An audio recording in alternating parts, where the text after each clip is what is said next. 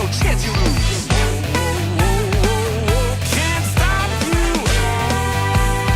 Hey, you're finding your way back to the strength that you had all along. Whoa, whoa, give it all you got. The power is in your heart. Whoa, whoa, gotta shoot your shot.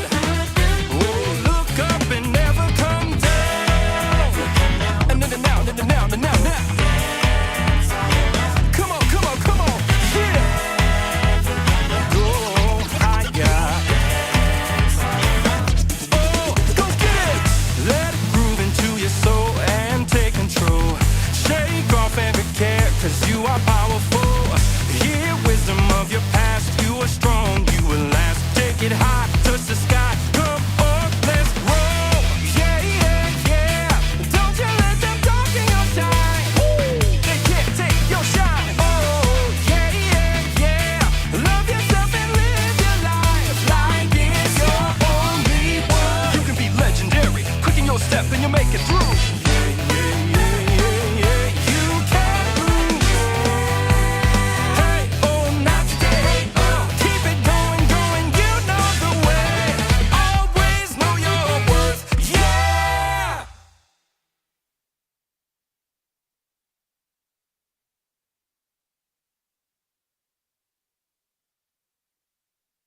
Peggy 12.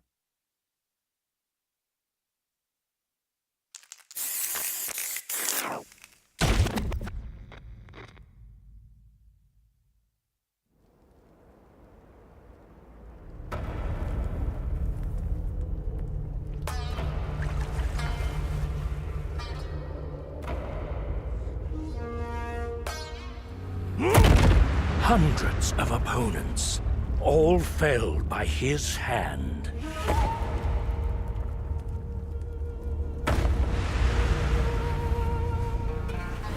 Thousands of strikes exchanged. They forged his spirit.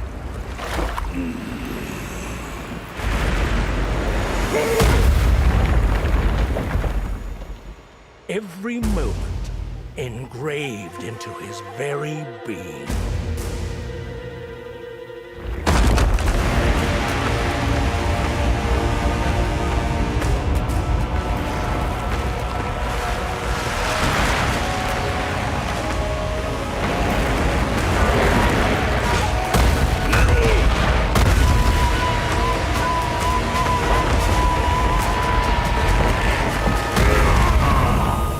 Fists with ambitions so great, they seek to soar beyond the very heavens.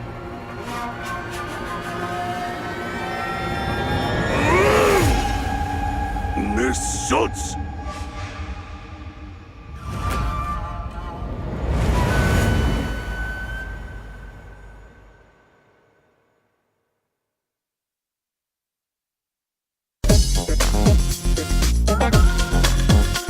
Simple and clean.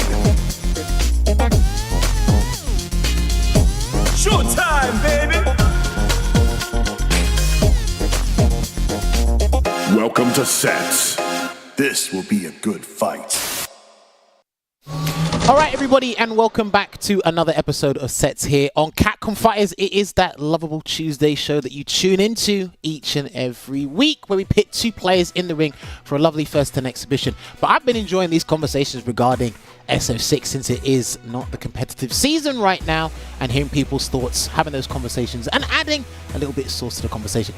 Myself, Jam, will be the host once again tonight, and alongside me, they're back. Well, one of them's here, the other one's returned. He actually returned from doing a top 8 in his own country at Install.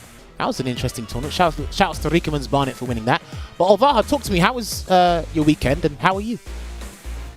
My weekend was great. It was spent mostly with fighting games, obviously. It is always, like a tournament weekend is very taxing in that sense, but it's also it gives you a lot though. Like the community is like the flagship. That's what keeps everything afloat. I like the way you worded that.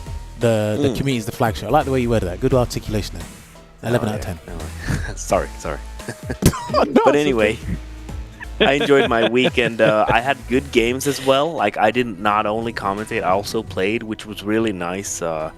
Getting kind of good ideas on my own gameplay and played some good sets. We had a really exciting team fight with Sweden versus Finland. That was 14 versus 14. Do you guess how many hours that took? It was best of 3. 4 hours. Oh, okay. So you kind of overshot there for a... Wow. Team tournaments take a long time. They do. They do. 4? It was almost 4. It was 3.5. Okay, so yeah, I basically doubled it, but to be fair, Street Fighter 6 is it's a quick game, so 7 hours might be a stretch, but it was best of 3, and it went down to the last 2 players. No, do you know what? That's good, because obviously I haven't seen much Finnish players play the game, so the fact that they've come out, they played, I saw Good Lags Rashid, that was pretty good to see, so no, really appreciate that. Sure, Varlix as well, shout out to Varlix, it's good to see that the players are still actively playing. For sure. Looking at the game. It was actually funny. One more notice. Talk to me. Just wanted to say that I think the Swedish players were also surprised because at some point one of them was like, "Sorry, Finland, we were not familiar with your game." I like that. The guys were hiding and understanding the game before they came out, and they came out in full force for that team tournament there. But Veggie, another week. Another 1st to 10. You looking forward to this one?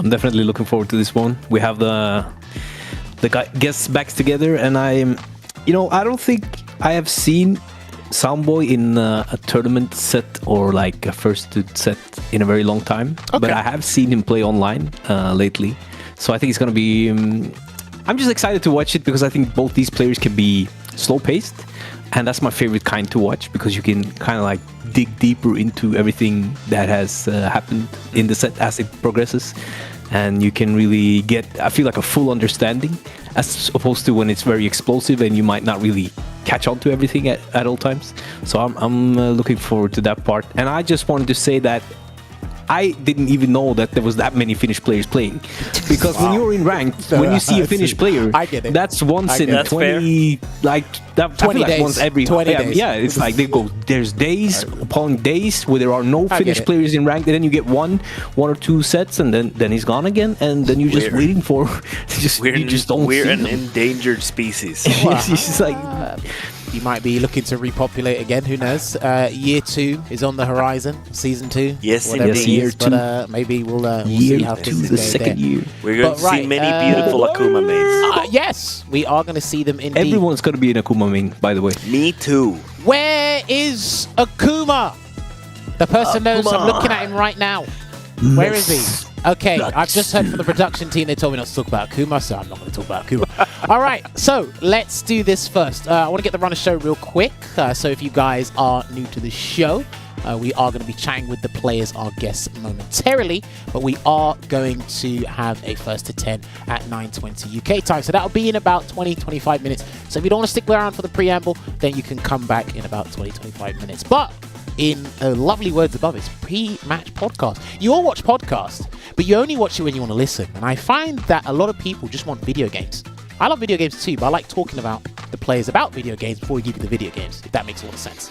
So we're actually going to talk to the players very momentarily, but now I need to roll the fight card on so the people know. We did advertise this yesterday. I think we did give a little bit of a reminder today. We got MysticSmash, MVP of the second half of SFLE 2023, is joining us here.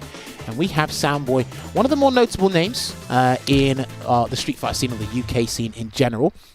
He had a little bit of a hiccup, and I'd say a difficult journey learning it. But I think he's coming to find his own, and he's coming back on form really quickly. So we are going to talk to him about that. He was actually one of our strongest UK players, in my personal opinion, by the end of Street Fighter V's lifespan. For sure. Got a lot of supporters. He came top 8. I think it was top 8. He's going to have to tell me. Top 8 at Versus Fighting for Street Fighter 6 when we done it last year. So again, this is a name you do not want to forget. He's gone with the Luke. Okay, we all know Luke's notorious for certain things, but he had a very formidable Cody. And we are going to be talking to him very shortly. So, Alvaha, quick opinions. Are we looking forward to this one? Do you want to see more Lukes in the future? Want to see more Rashid? Talk to me.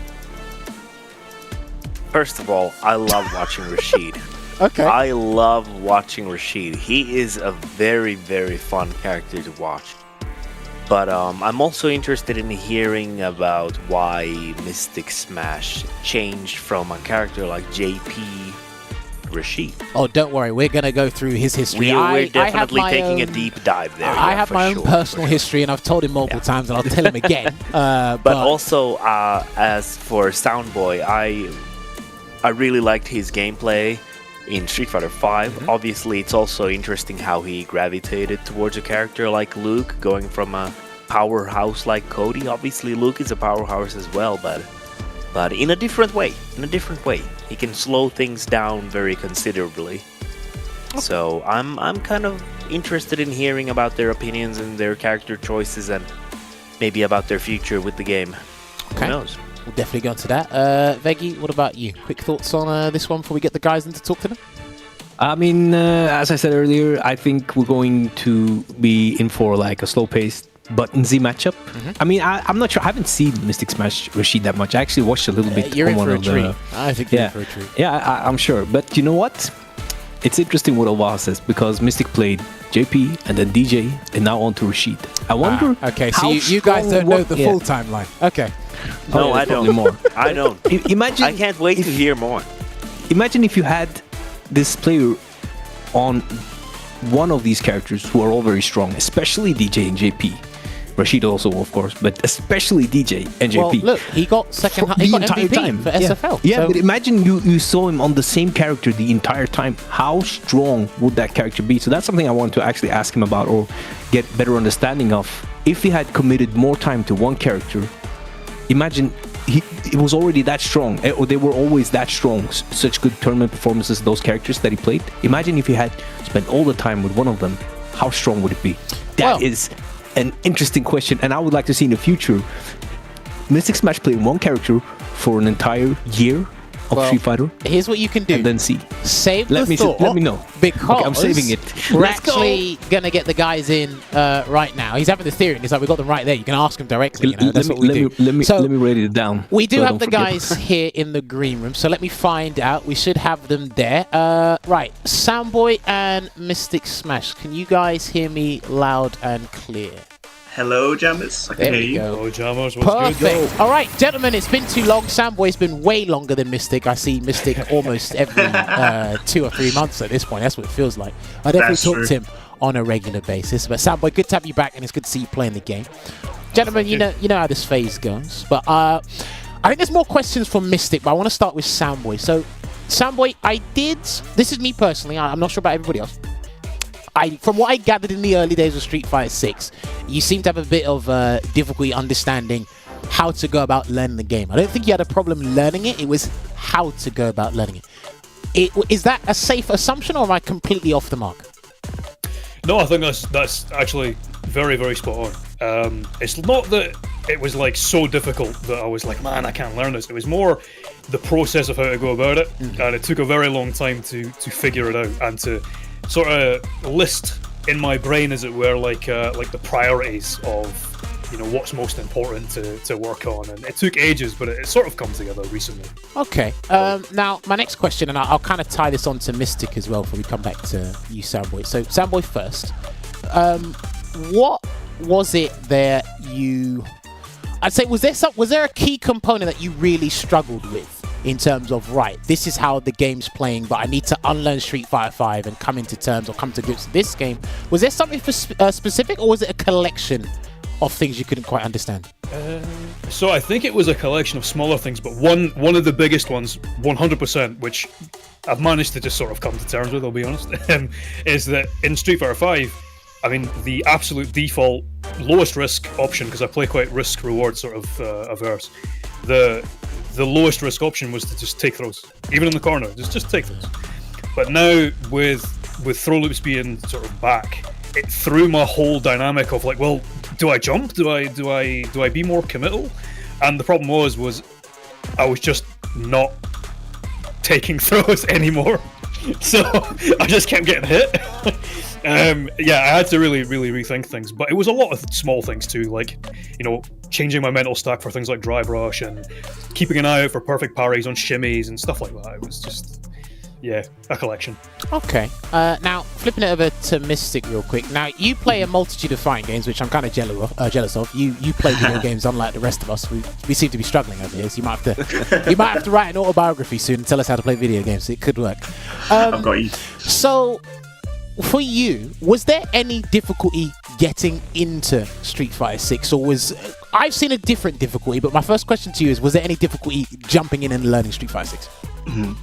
Yeah, so for Street Fighter 6, I'd say for 6 compared to basically every other fighting game that I have played, there's one mechanic that I had a pretty hard difficulty getting my head around, which is the parry, because parry is sort of built into the game at its core as another option towards the RPS of strike throw, and it can kind of shift how you interact with your opponent the second you're next to them. And getting used to that and how well people around me are implementing it into their gameplay has not shook me up, but it makes me realize that even from the beginning to the game till now, the different sort of attributes that you can use parry with is insane. I really do think it's a well-baked mechanic into the game. It's really important, and I've not played a game that has a mechanic similar. So getting used to getting used to parry in particular and how to play around it is probably the biggest challenge that I've had as a player for Street Fighter 6. I think the game does a really good job at making sure you can just go in and play characters when you feel like it. But using the mechanics is what sort of sets out the great players from the top players, in my opinion. Okay. So I'd definitely say the mechanics. So let me ask you this, and I love it because this is just a brilliant segue. Now, to my recollection, you're going to have to update me if I'm wrong, because Veggie and Ovaha partly got it right, but there's a character they did miss. From my understanding, we went from JP to DJ to Kimberly to Rashid. Am I missing anyone? No, you're completely right, Gemmers. Right. So yeah. For everyone that doesn't know, Congrats. I'm a huge fan of Mystics. I'm a huge fan of Soundbois as well. I've watched Mystic very closely for the past 9 months, and I said my conclusion is I just think he just gets bored. That's my conclusion, because he's gone through if you remove Kimberly from the equation, he's gone through some extremely strong characters here, but he didn't stick with them, which Veggie mentioned before. So I guess the whole thing that me, Veggie, and Ovaha want to ask you is, why did you jump around the houses so much, and what made you end up on Rashid? That was a very interesting pick for you.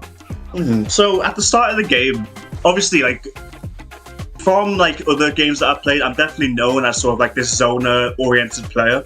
So going into SF6, watching the pre-release footage and everything, JP was a dream. I loved the gameplay of JP, I loved the projectiles, the zoning, the keep away. So of course that was my day one main. Played him for around 10 days. But that was enough to go to Head Stomper, right, in Sweden, which is the week one tournament. That I actually met Ovaha at, so I do remember that. And he would have seen me play JP there, so a lot of people would have as well. And from that tournament, I did do pretty well. I was happy with the result. But I got home and I was thinking, is JP really for me? Because I do remember the way I lost that event was to Poppy's Cammy. Yes. And Poppy's a brilliant player. But I felt like I was getting rushed down so well, and although JP nowadays, it's you wouldn't really say he loses that many matchups or has that big of a problem getting rushed down, but in that moment of time, very early to the game, I felt like I wanted to play myself a rush down oriented character to sort of be on track with the other characters that I was losing to. So I switched to DJ, played DJ for a very long time, obviously SFL and everything, so that was good for me. I really enjoyed playing DJ. My time on SFL playing DJ and just the whole overall experience was amazing. It was brilliant playing with No Problem, ending Broski. Brilliant team, love it. But I got back home from SFL, so it's kind of a recurring theme here. I get home and start thinking about my character choices. He just has realizations when he goes home. Is it the flight? Is it the food? What is it? And I just Maybe it's thinking, just having time for yourself. I don't know. But I started thinking my motivation for the game was sort of dwindling, which I think was pretty silly looking back, but I wanted a change up. I think for me personally, like you say, Jammers, maybe it is boredom, but I like being fresh. I like having something new to work on. And I'd always liked Kimberly. I used to watch Kimberly a lot because obviously one of my good friends, Suleiman, plays Kimberly at a high level as well. So I'd watch Sully play, and I'd be like, you know what, this looks really fun. Let me give it a try. And it was always something I had in the back pocket, but I played them more and more, and I was like, you know what, let's take this into my UK CPT and see how I do. Because at this point, I wasn't really playing DJ. I was playing Kimberly. Let me just go into the CPT, see how I do. And funnily enough, I still don't really get this. Neither do I, by the way. Run, Neither do I. Yeah, I don't get it. That Kimberly run was the best run I actually had in our CPT, because as much as I hate to say it, I did not crack one top 8 in World Warrior with DJ, despite being, the SFL MVP and all this stuff. I didn't crack top 8 once, but in the CPT for the UK, I got 5th with all Kimberly. So that sort of threw my head for a bit of a loop. Like, why am I losing on top tier broken DJ, but like having success on Kimberly? So I was like, okay, maybe something's going right. But after a while, it happened again, where I watched Sketchikin at Capcom Cup, and I was thinking, you know what? Maybe Rashid is for me. So during the Capcom Cup week, I was grinding a lot of Rashid in training modes, thinking, how can I, improve? How can I do this, that, and the other? And it sort of led to that moment in time, about like 6-7 weeks ago till now. And I've been playing Rashid the entire way, no breaks, grinding out the game and getting my motivation back. So this character, for me, he's probably been the most fun I've had in the entirety of the game's lifespan. So that's where I'm at right now. And I'm enjoying it. That's interesting. So First of all, let me say this before we get there. There's a thing I read in the books once where they categorize 2 people. One's called a maximizer, which they always think there's something better out there, and there's one called a satisficer, which means this will do. We'll say MysticSmash is the former. He's like, no, there's something better out there. So I'm pretty sure whatever happens in season 2 of the game, I reckon you are going to put Rashid down, like, you're going to drop it. You think so? Listen, I'm willing to bet a fair bit of change that you will drop this character, just like me, if there is something better to come. Listen, there's something better to come along. But no, honestly, I love that character journey. I still think it's boredom, but the fact that he's able to do that and keep up with the game's meta high level, that's something you cannot scoff at. So props to that. For sure. I just want to say that I'm a big fan of that mentality myself. I get made a lot of fun personally out of myself because I switch characters, but I really liked how you said that you like to keep it fresh personally. And Biggie is one of the prime antagonists, by the way. He always laughs at me for changing characters, but I'm gonna say next time that I want to keep things fresh. I'm just infinitely worse than you, but I feel the same as you, so I gravitate towards that. Thank you. Well, listen, it's props to him because again, it's difficult for people to drop a character after they've sunk a little bit of time into them. But Mystic just drops them like he just doesn't care. It's like it's an old toy, and then he just goes, "I'll pick up a new one." I don't want to play with you anymore. Yeah, I don't play with you anymore. We'll see what season 2 holds for sure. We'll see what else. Yeah. But Mystic, do you ever stop and wonder? Do you ever stop and wonder what level your character could have if you stuck with one of them for the entire year? Do you think that would change? Do you think you would then be even better, or do you think it doesn't matter because you're so well versed in characters? Do you think? Do you ever think about, what if I stuck with JP from day one till now? What would that look like? Or do you not think like that at all? No, I definitely do think that way because JP, he developed really well in sort of meta of year 1. And if I had stuck with JP, maybe I'd have had better results. But I do think DJ was still a good pick. I think more so than character choices, I think my sort of motivation to really hard grind the game, as opposed to some of my peers, was wavering, and I think that was my biggest issue. I think if I had, if I was playing honestly like Kimberly at the start of the game or JP, DJ, whoever at the start, if I had just had a really good mindset about it. Or like a better one. If I just had a better mindset, played more when I should have, preparing for events, I think that would have been fine. I'm not like holding it against myself or anything. I still think I've done well for year 1. Going into year 2, I'm giving it my all for sure this time. Okay. But that's why I would change as opposed to character choices. I think just more time in the game with deep sort of training. That's for sure. Now, going back to Soundboi real quick. Soundboi, you mentioned that you had to change your priorities in this game in terms of at least understanding it and tackling problems, because I think this game can be pretty overwhelming, but once you get into the flow state of things, I think things start to make a little bit more sense, despite how people decide to play the game. Don't hate the game, hate the player. So, but that's what I say. I flipped it around for you guys. Hear what no, you say. I flipped it wait, around. that's the wrong way. So wait, no, I wait. flipped it around. Don't worry, I did that on purpose. Now, Soundboi, what is the number one thing you prioritize now when you turn on Street Fighter 6 to play it? Is there something that you've identified? It's like, right, here's how I'm going to tackle facing the opponents, understanding your characters, or does it change and you adapt every time? It's mainly an adaptive thing, to be honest, because, I mean, in terms of, like, if I'm fighting somebody, obviously a lot of people favour certain strategies and approaches. I think, like, if I'm just jumping into, like, ranked, I mean, the most common one is, like, I just scout drive rushes and I just check them. Like, I know it sounds daft, but, like, I trained it for ages at the beginning, and it's the one thing that sort of kept me still in, not, like, super peak at I'm getting top 8s or whatever, but the thing that kept me in was people were so used to just, like, getting their way by using drive rush. Yeah. And I was pretty good at checking it, and I was like, oh, cool. So against those guys, that's, like, my priority, and I can play really slow. But if I'm fighting somebody else that's not really part of the matchup, or it's so infrequent that I don't need to scout it, it changes, you know. But it was having to condense down the amount of things that could happen. Yeah. That was what was overwhelming. I was going like, well, there's so much that, like, what do I look for? And that's what happens. You psych yourself out. So condensing it right the way down, and it took a long time, but it's helped a lot. It's good that you mentioned condensing things down. For people that don't know, in Street Fighter 5, this was actually incredibly easy, because I think a lot of the players spoke about it, because you could actually set up somebody to dash at you and check the dash. It was actually, once you got it, it was actually pretty easy to do. But as Soundboi alluded to, it's actually a little bit more difficult because there's more variables in this game now, which is very, very interesting. So then, Soundboi, let me ask you this. So when I play this game and I watch people, you know, check a drive rush, maybe DI, drive impact back, or maybe anti-air, I always say they've given up something. They've dropped focusing on something to focus on this specifically. Do you sometimes have that? So when you're checking a drive rush, is there something you're not necessarily paying attention to, or are you basically ready at as many angles as you can be now?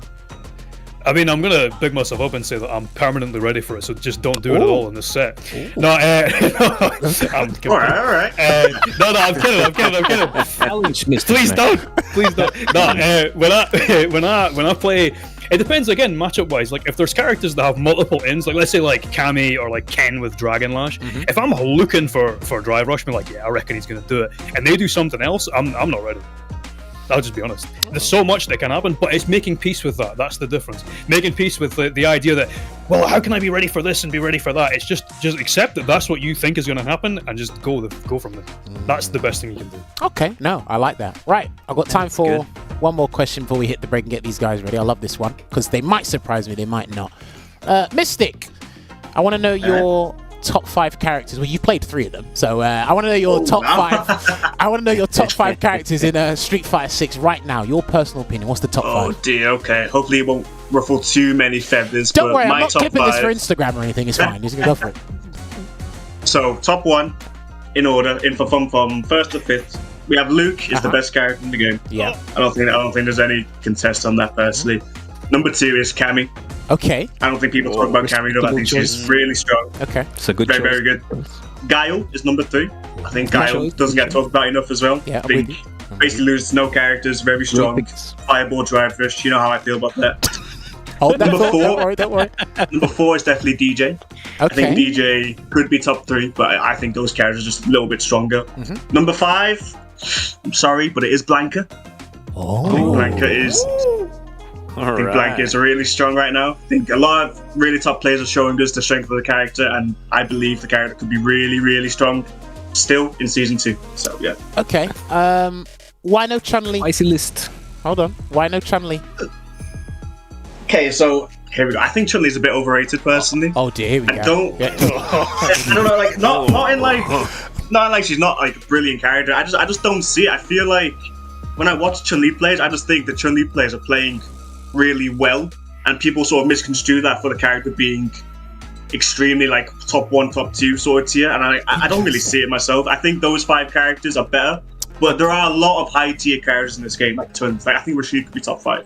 I don't personally think so, but he could be. I'm with you. So, as you know. well. Listen, the more downplay, the better. They won't change level 2 if you keep that up. Let me... Yes. I don't know. Overrated? One of the best crouch and meeting kicks in the game. One of the best stand light punches because of the hitbox. Honestly, can I ask one question? By overrated, I just mean I don't think she's top 5, but she's still very good. I'm so glad we're not at a dinner table right now. Yeah, I'm kind of One glad question about those. Glad no one else can pull me up about it. Okay, sorry, I'll ask you a question before I go to Soundboi. Well, I just wanted to ask you, why do you feel? Because I hear this comparison about Cammy as well. Like, a lot of people say that most things need to be spaced correctly and stuff like that. So I wanted to ask you, like, you don't think Cammy falls in the same category as Chun, so that the players are like usually really good players pick Cammy or not? I think you're about to get a very personal answer from him. I mean, I can't wait. Oh gosh, this is. I need to tread lightly, but no, I do think there are really. Obviously, there are good players for every character, right? Like, Yeah. a really good Luke player is a good Luke player, no matter the character. But with Cammy, I do just think a neutral game is like very oppressive for a lot of characters. Like having the threat of like punish counter dive kick on your head if you try and like whiff punish anything or just like counter poke. It's really oppressive. Her jab pressure is really strong. I don't think her damage is as bad as people say it is. It isn't. Like It's not. Yeah. she has a lot of like really good side swaps. EXTP's a side swap. Yep. Really good supers. Oh, like not level 2, but like level 3 is really good. Level 1's pretty decent for corner carry. I just don't really think she has a solid weakness personally. And like I think as well, people aren't talking about her a lot. I think she's a pretty prime candidate to be a very top tier character in season 2 as well. So I might even look for her myself. But right now, I think she also is deserving. You know what? Top tier. If I didn't know any better, Mystic must know something about the future. I don't know, man. We'll wait and see. But Soundboi, talk to me. Your top 5 characters in Street Fighter 6 at the moment. Surprise me. Well, I mean, top 1 is no argument. It's still Luke. It always has been. I mean, he's just Luke. Number 2, I think is. I'm gonna agree and say I think it's Cammy. I'll be honest. I think Cammy's so underspoken. No one talks about this character, and she's so strong. Okay. I think she's really strong. I want to say DJ in 3rd. I think he's really strong. Then Guile. Listen, Guile players are horrendous down players, man. Like this That's smart. Here we No. go. Here we Give them go. flowers. You This gotta give them their flowers. character- You gotta give them their flowers, man. This character is nuts. Sorry, and Emotional. I hate this character. I felt that. I hate this character. Okay, He and, loved fifth it, is really. Fifth is Chun. Okay. And Chun's Just out of curiosity, before we go to break, why no JP? I'll be honest. Maybe it's sort of skewed because I play Luke, but Jump Heavy Punch just clatters his anti-air now, so I'm not really shook of him now. Okay. Okay. The matchup for Luke went from like kind of even-ish, and now Just a it's just straight. like, Yeah. I just kind of win it now. Yeah, like, it's not that bad. Must be nice. Oh, it's so good. No, that's brilliant. Listen, I could talk to these guys all day. We'll still have another conversation with these guys, but I got to make sure these two play their first to 10. So, right, we're going to take a quick break. When we come back, we're going to get MysticSmash and Soundboi in the lobby for the first 10. Don't go nowhere. Someone's going to get hit with a jumping hard punch. The anti-air's not going to work. We'll see in a couple of minutes. Hey, the I don't want to say it. Roll. Peggy 12.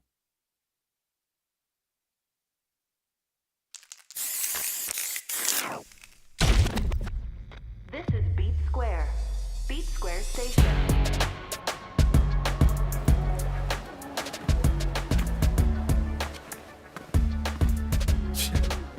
Seriously? I'm not interested in whatever you're pitching. You really want me to punch a hole through you? So, just who are you? You need to learn to stop pissing me off!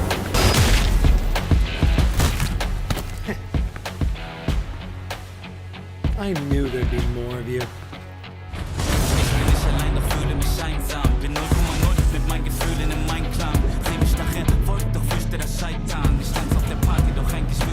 Let's go! Ring the bell!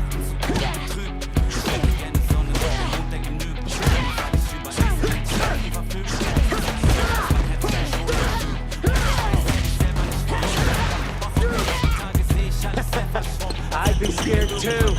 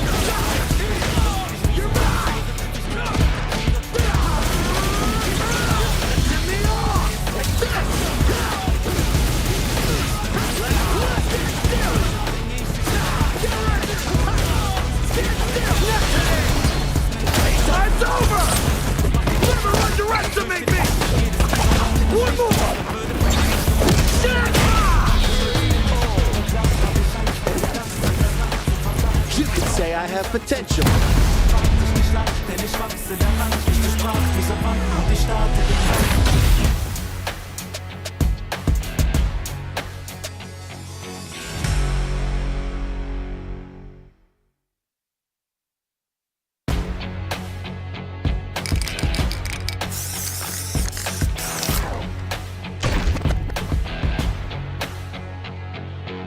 I've gone for one that sounds simple at first, but then when you actually get into the debate with guys like Logan, it's not that simple at all. It's punishable. And you'll hear us say this a ton when we're commentating. And the meaning behind this is super important because it's going to dictate whether you use a move, where you use a move, and what happens if you incorrectly space a move. Typically, this refers to actions that are performed on block.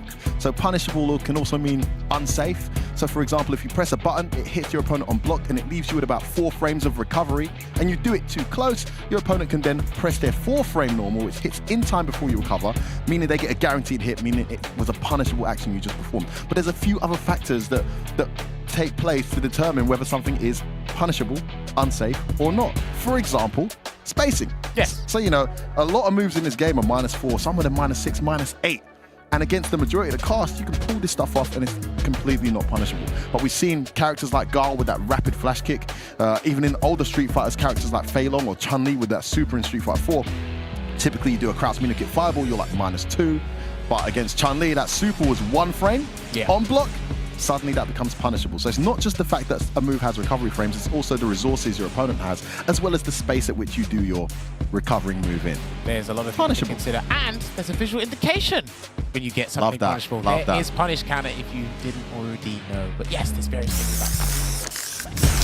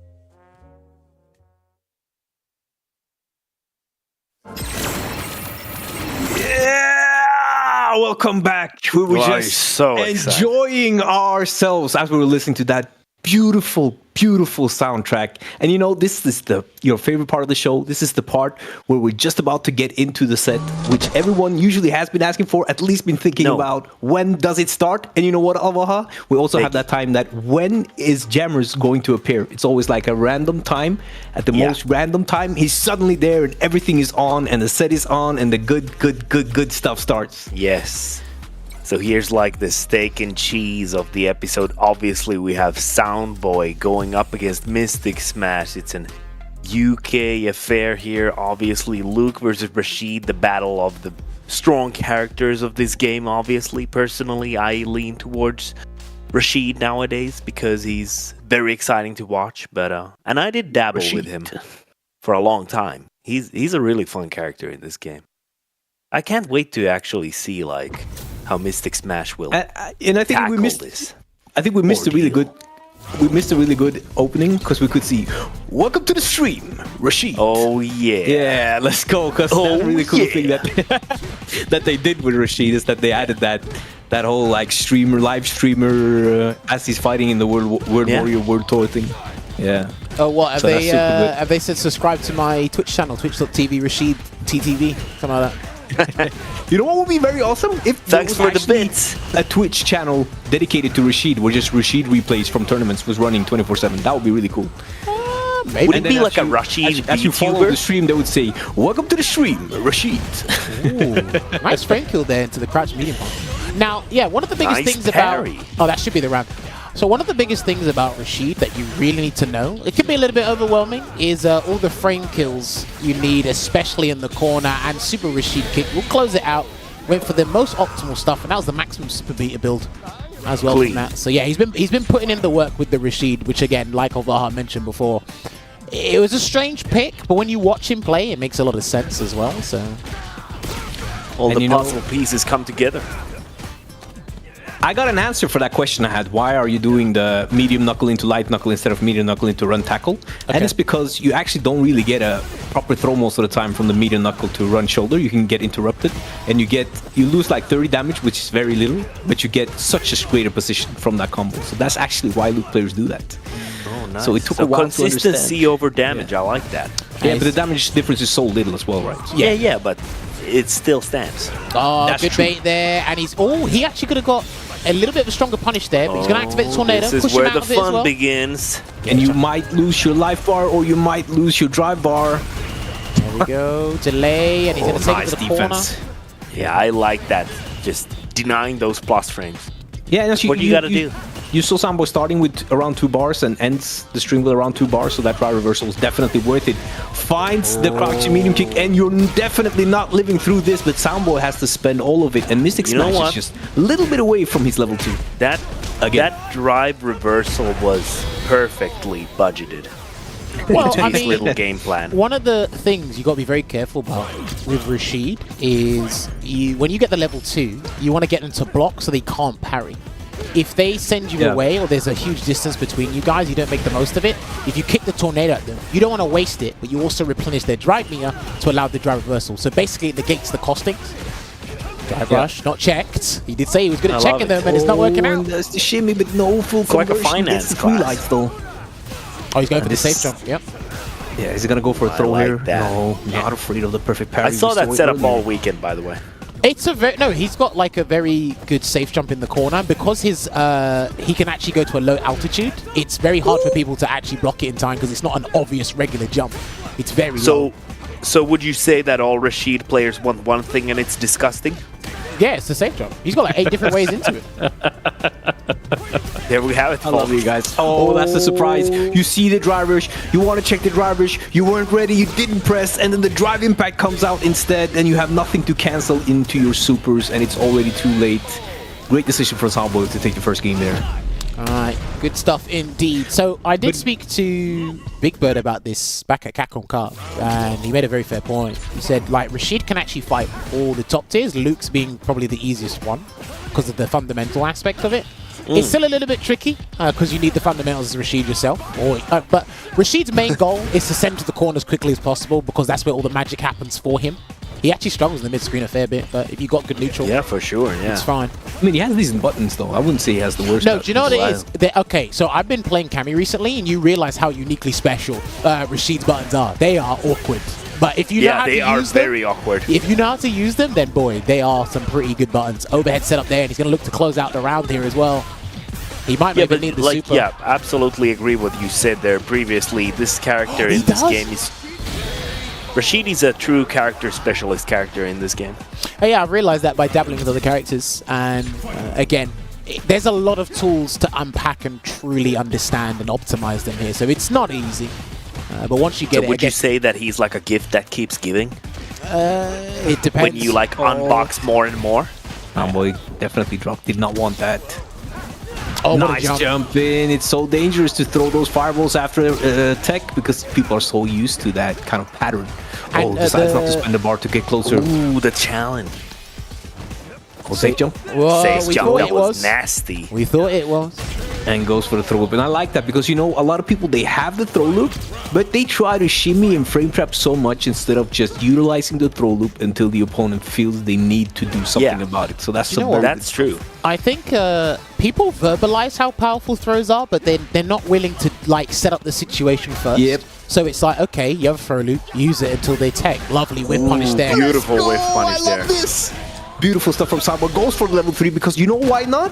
He gets lower on the bar and you get your bar back to be in a comfortable space to even fail a parry or get with punished here and there. And a massive life lead as well. Yeah. Well, yeah, I think the life lead was the priority there, and of course, it's one combo away from. And the thing is that like Luke can just slow down the game, so life lead for him is different than compared to some other characters. And there it is. He Boom. spaced himself, so it looks like he's found the comfortable range where he can avoid crouch medium kick, forward medium punch, the first hit, which is special cancel from Rashid, crouch fierce as well. But beautiful spacing. I'd say that spacing against a character like Rashid is probably not the easiest thing because he has so many mobility options and he has movement baked into his moveset as well. No, I disagree. I say it is because you can actually limit Rashid to only doing dry rush, crouch, light kick, and if they don't do that, a lot of his buttons they have tons of recovery anyway. So and Luke's easy to whiff punish with, I feel anyway. Crouch medium punch, crouch medium kick as well. So I don't think it's as difficult as some people may think it is. That's gonna be the round. I think Luke's whiff punishes are some of the greatest in the game because if you have to start up with the crouch medium punch, you don't really need to differentiate which button it was. It will catch a lot of the extended hurt boxes as long as you're quick enough. And the stand heavy punch is really good if there's a button that you have to whiff punish the body hurt box. Lean forward. No, trust me, with Rashid, this is where I think a lot of the skill lies. Lovely anti-air, the spinning mixer. If you can get a whiff punish into heavy eagle spike, you put them in the corner immediately. And I think that's integral when playing Rashid in the mid screen. Yeah, I wonder if that forward medium punch was an OS. So this forward medium punch, the second it's not cancelable. The first one would only so you OS the first hit because you're out of range, right? Yeah. I gotta ask MysticSmash. Let's see the mix though. Oh, he mistimed it. He mistimed it. So he's gonna waste his Yasar, unfortunately. He's gonna have to deal with this. And there you have it. That's gonna be He doesn't deal with it.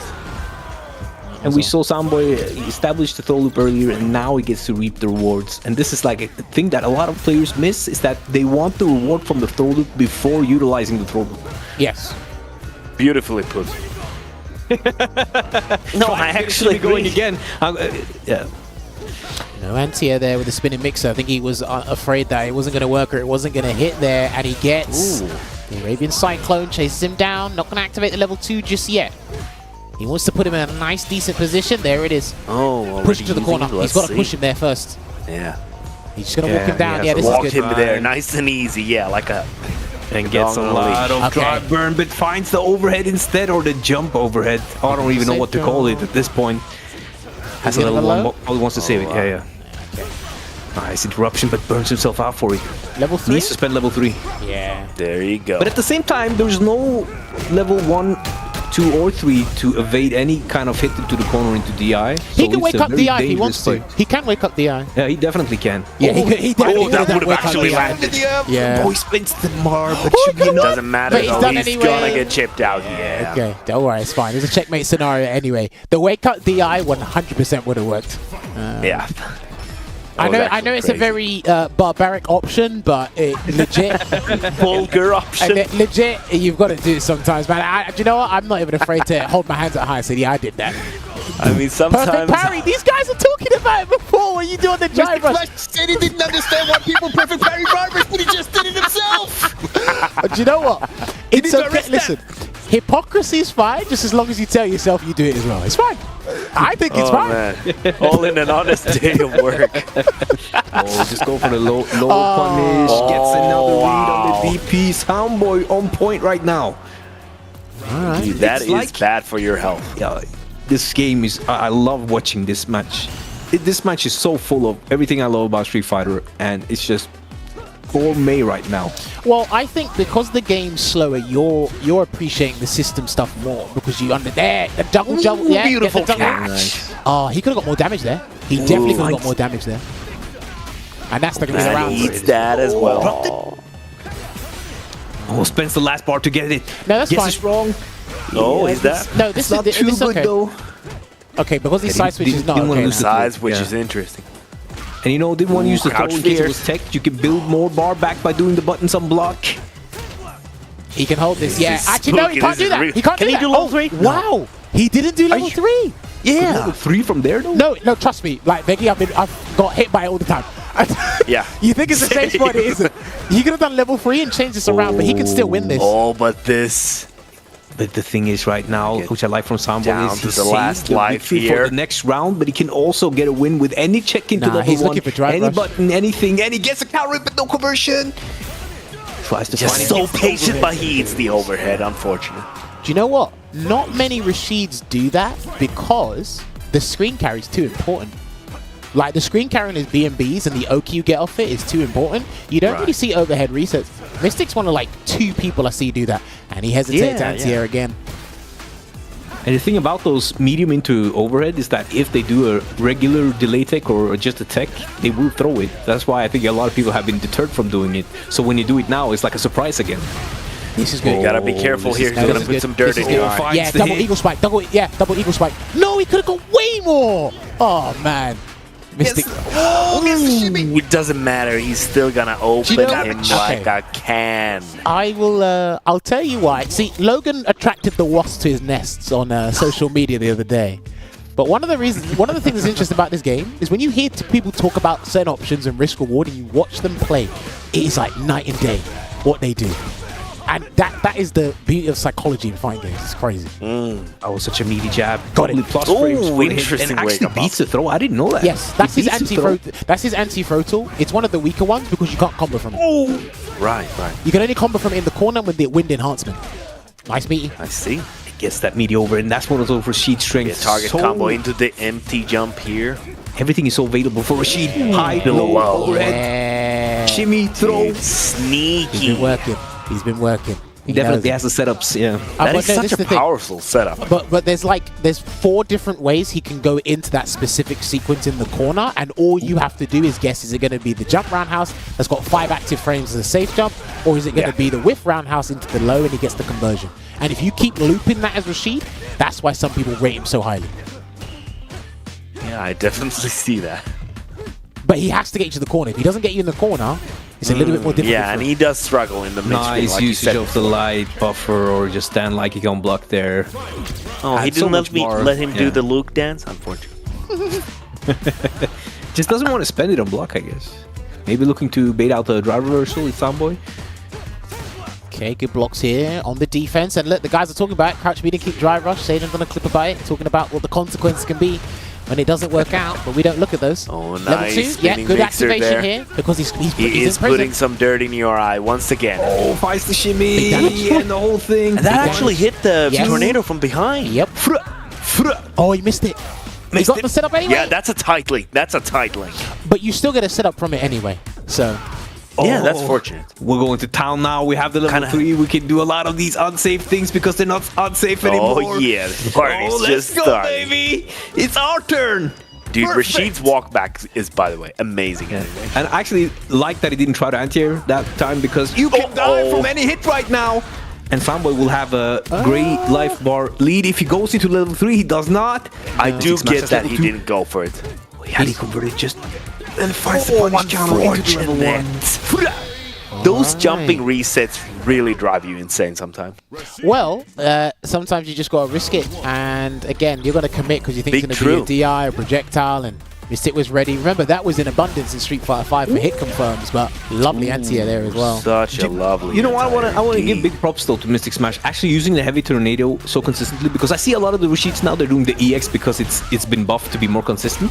But at the same time, why if you are good enough as Mystic is right now to use the Nice heavy challenge one, on the you way can up. disable that bar.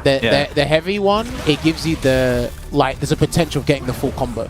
So you got to be using all versions anyway. But Oh, what a timing to do it! And he Gonna got a get really the high juggle safe going. jump. Let's go! Yeah, safe jump once again, dude. Rashid. Zangief would've lived That from that is throw. nasty business. no, So I was surprised when I saw that throw kill. trust me, when you get Rashid's flow going, the safe jumps, the Oki, like it flows and it's crazy. Again, Nice. Yeah, I feel like he's one of the more momentum-heavy characters in this game. Obviously, like the momentum in this game can be quite wild, like in general. But for Rashid, it does feel like a flow, like you said. And it's tries to get difficult to to get used to this because it took a while to unpack this character. Like seriously, for everyone. Absolutely. Yeah, it took a fair bit of time. Oh, nice. You see of the drivers crouching like kick. Can't check them all. I do like that people are also using that somersault more on Oki as well. He done the wrong button. That's the second time he goes for heavy there. It's like you have 5 frames of invulnerabilities. You have to do like a 4 frame or a throw or something like that. You cannot literally got to be. Since there's extra hits on it. The standing light kick just negating the offense from MysticSmash. Both got 3 bars of super at the ready here, but the moment MysticSmash gets a knockdown, we might see his level 2.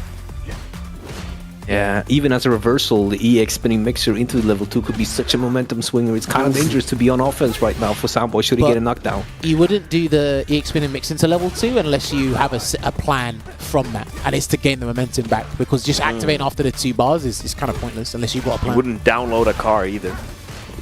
Right. I think he should spend level 3. He should definitely have spent level 3, but I think he wanted the perfect into the heavy knuckle into the level 3 first. Oh, no, if punished, but doesn't get checked. That's so fast. The empty cancel. Ooh, the patience from MysticSmash. Does not want to go low on drive bar. Oh, okay. He reaps the reward here. I understand this. He's going to kick at him now because he has to. Yeah. He can get the round. That's the round. That is the round. Yes. What did he try to do? I think he tried to micro walk and get the block, but there's there's like an invisible hitbox in front of the tornado. So it's like you actually get hit before. It's hard because you slightly miscalculate, and because the air current lingers afterwards, all I got to do is react and see the OD spinning mixer, and then Jammers, my headcanon is that the sandstorm is blocking your view, so it kind of makes sense that he has an invisible hitbox, but... Oh, nice buffer. It's 4-2 at the moment here to MysticSmash. Soundboi's got to find the adjustments and get the comeback. There you go. I like the punish on the parry. Misses the throw loop. MysticSmash with the wake up button. Ah. Oh, yeah. Grunting back and forth. Oh, nice. Didn't want to commit to the drivers. So I think he should. There's the infamous big hand. He gets the jumping hammer. The hammer of justice, yeah, hammer of justice. Nice walk-up throw from Soundboi. Oh, no whiff punish though. Oh, gets it. Already in the corner, MysticSmash. Nice, taking a turn back. Yeah.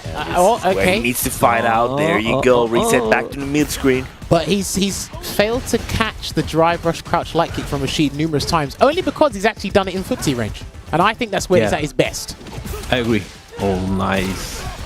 This is a big conversion into level 3, right? Again, another Oki setup here. Next hit will kill, but low on drive bar can be very dangerous. Wow. No anti-air. I kind of respect. Sometimes when they don't anti-air, I respect it. Like there's just no point. Yeah. If you're unsure. Yeah, I activate. Absolutely agree. Good choice. Ending with the spinning mixer to give him the necessary frame advantage there. Gets the throw. Hold up. He could sink another throw. Actually. There, no. He's just gonna let it rock. There you go.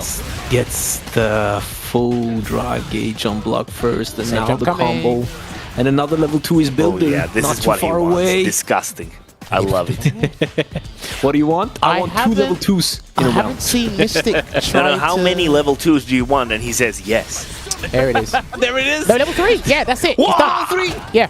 So Come to my arms. And this is what Rashid players need to be careful of, because remember, it's 10 frames startup when it's done up close, but I think it becomes more than 20 frames at a certain distance. Remember, Rashid's super is level 2 is 11 frame startup, and he's still got to recover from summoning. Yeah. And he has invincibility almost the whole way through, I think Luke does. So he's just going to go through it and grab you. So you have to be very careful how you set that up when Luke has 3 bars for super. As I died in your arms tonight. Oh, nice. Nice recognition of Soundboi trying to go for the shimmy. There. Okay, goes to the neutral jump instead. Yeah, that was very good. That standing fierce is crazy. Ooh, almost had the crouching fierce. Yeah, that's crouching fierce. Ooh, I like the spacing on that roundhouse, by the way. Oh, tried to sneak in that parry from MysticSmash, perhaps taking his turn. Nice patience. But nasty damage incoming.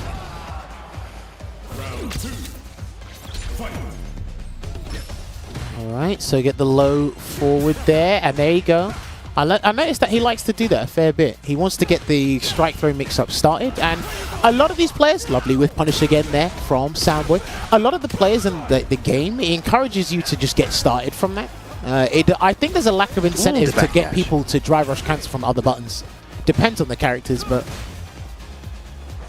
Like using the heavy whirlwind shot. Down and out. It's Rashid. Turbulent wind.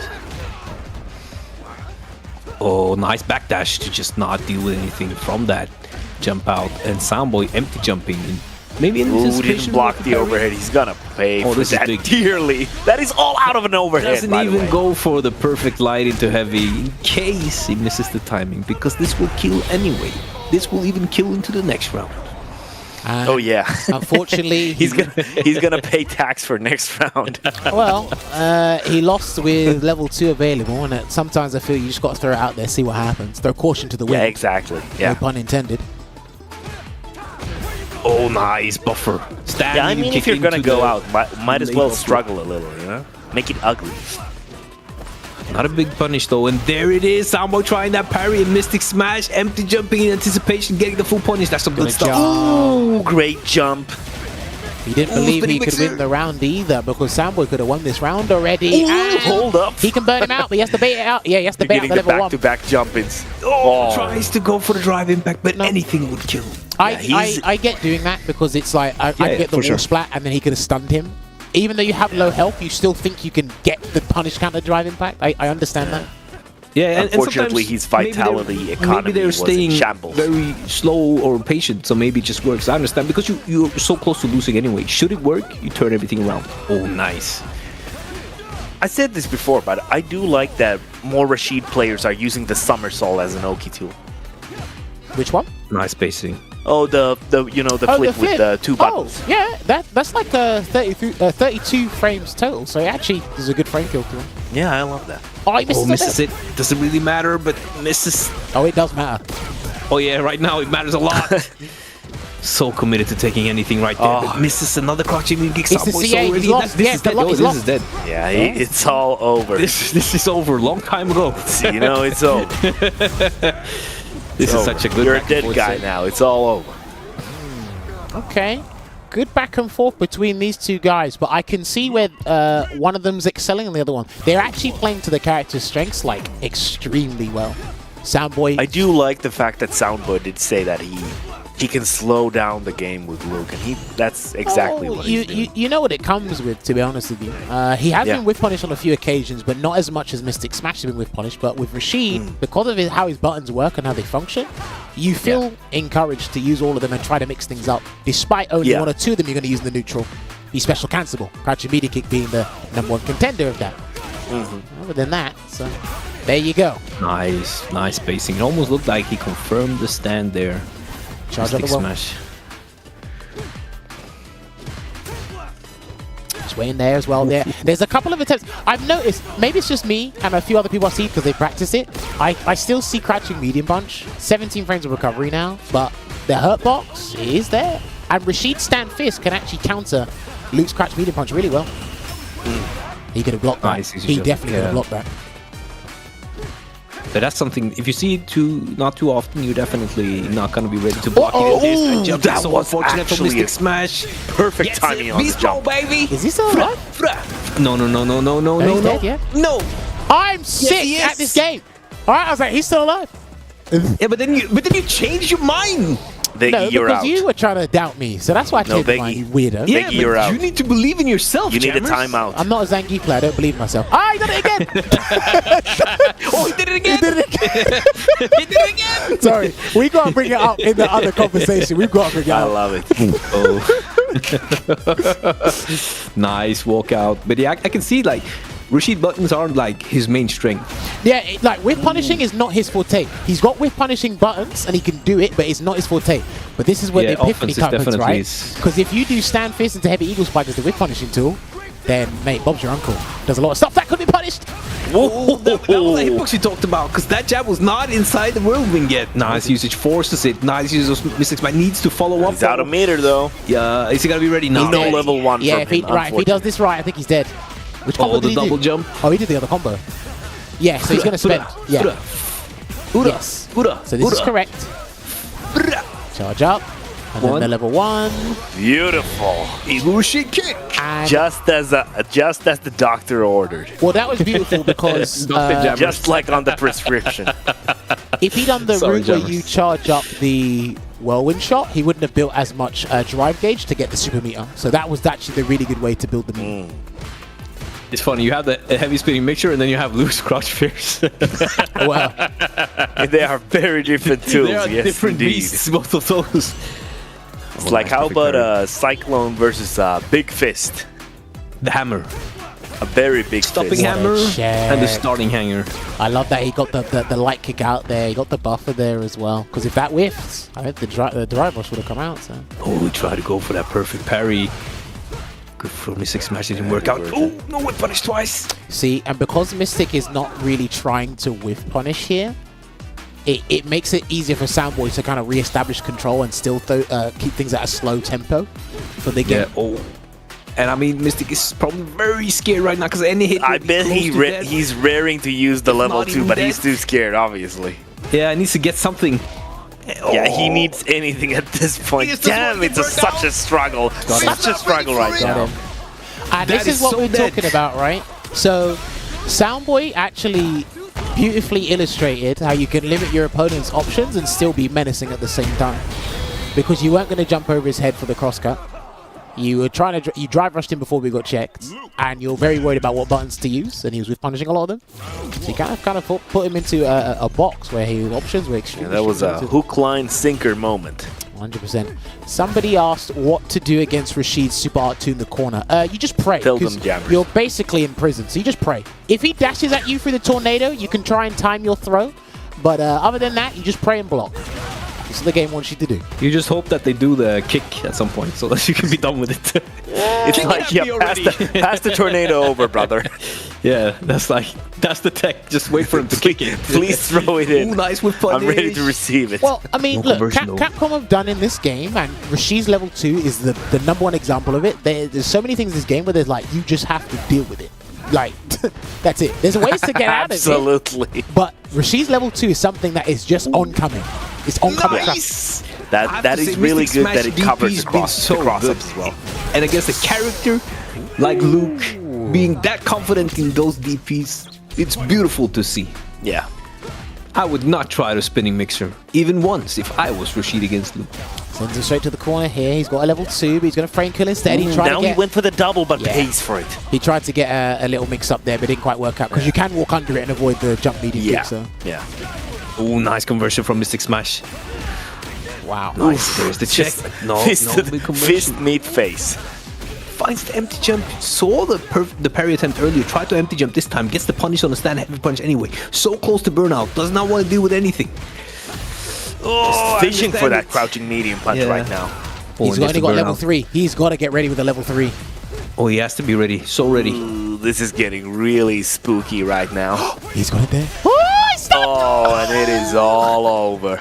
And I don't think you don't even need the level 3. Perfect. No, Level 1. he doesn't. Oh, level 1 might have done it if you did the Yeah. other route. I'm not sure, but make sure the beast mode is here. And it's definitely enough to kill. All right, looking good here for Soundboi. Again, MysticSmash isn't making this easy. It's just certain positions on the screen and clutch moments. Gets the overhead reset again. I love that. Activate level 2. Yep. All right, There we getting go. some With the decent backdash as corner. well, gets so Yeah, much space to Weather work with. forecast predicting a sandstorm brewing. Oh, and now you gotta do something. Big Get the damage. overhead. I think he get rid Let of me it. Wait, is he going to do One. it? I think he's going to go for the Let's whole fly. Please do Oh, it. let's thing. Safe go. jump. Yeah, okay, Oh, safe okay, jump. okay. I'm content with that. Thank you. Nice. That was that parry. Anti-air parry Don't as worry. well. don't listen. It worked out. It worked out. But I Then he's saw making it. all the... I saw it. He's going there. My belly is full saw after you. that Rashid round. My belly is full. No, I'm that was a really good stuff. Good performance I'm there. sated. Super strong. Yeah, that was a super strong comeback. Oh, tries the empty jump again. Maybe tries to empty jump the crouching heavy punch, which does go a little bit forward, but mostly straight up. But it's harder to empty jump than other normal anti-airs, I would say. Still a nice try. Would also beat the parry, but we mostly have seen that one. Side switch. Okay. Oh, he should have side Nice switched. input. Oh, he didn't side switch. And did a delay throw and gets Yeah, that's punished for it. unfortunate that he didn't side switch. He could have gone for the double somersault. There's a lot of mistakes right now on both sides. Wants to build, wants to burn the meter. Soundboi afraid here to press. Has the anti-air. coming in. Rashid, turbulent wind. He's low on drive gauge Coming here. in, but he didn't come. Yeah, and you know when you're jumping, backdashing, your drive gauge recovers so much slower than if you're just walking backwards, and you can see that really well there. It's a break This is with the dead, jumping. right? No. Yep, level 2. Yep. Oh. He didn't Yes, even need to do indeed, that. He didn't even baby. need to do the backdash, but this is a good choice. A sneaky Now overhead we're should do it. cooking. Yeah. Oh, okay. Is it Okay. overhead? Oh my god, that was unseeable. And you know Soundboy's thinking, should I drive reversal? He's probably gonna bait it. Had he drive reversal, probably would have worked because of the light. Well, But it's one of those guesses. you're having all One these of them decisions guesses. while Rashid's Yeah, walking yeah. at you in the tornado, which is not a... Yeah, and how many times have you not played against Rashid online and they just bait the drive reversal? So Yep. you're already conditioned by the Rashid army to not drive reversal there. Because that's what they want you to do. I like it. Mystic Smash, one step ahead. The great Nice. plan has Yeah. worked. Yeah, Oh, that's it.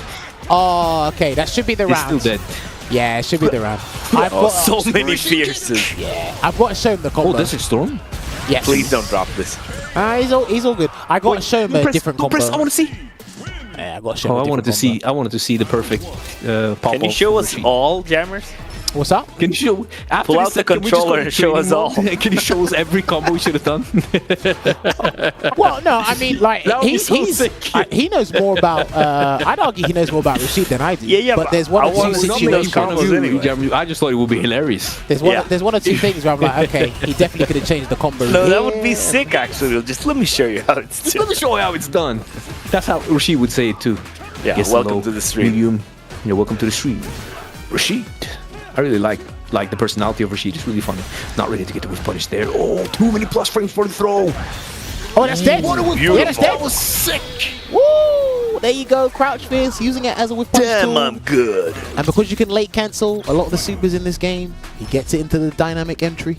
It's all there. Yeah, that crouching fierce is like really hit confirmable. Oh, Yeah. tries to step It's a great out of feeling, bud. range for a whiff punish.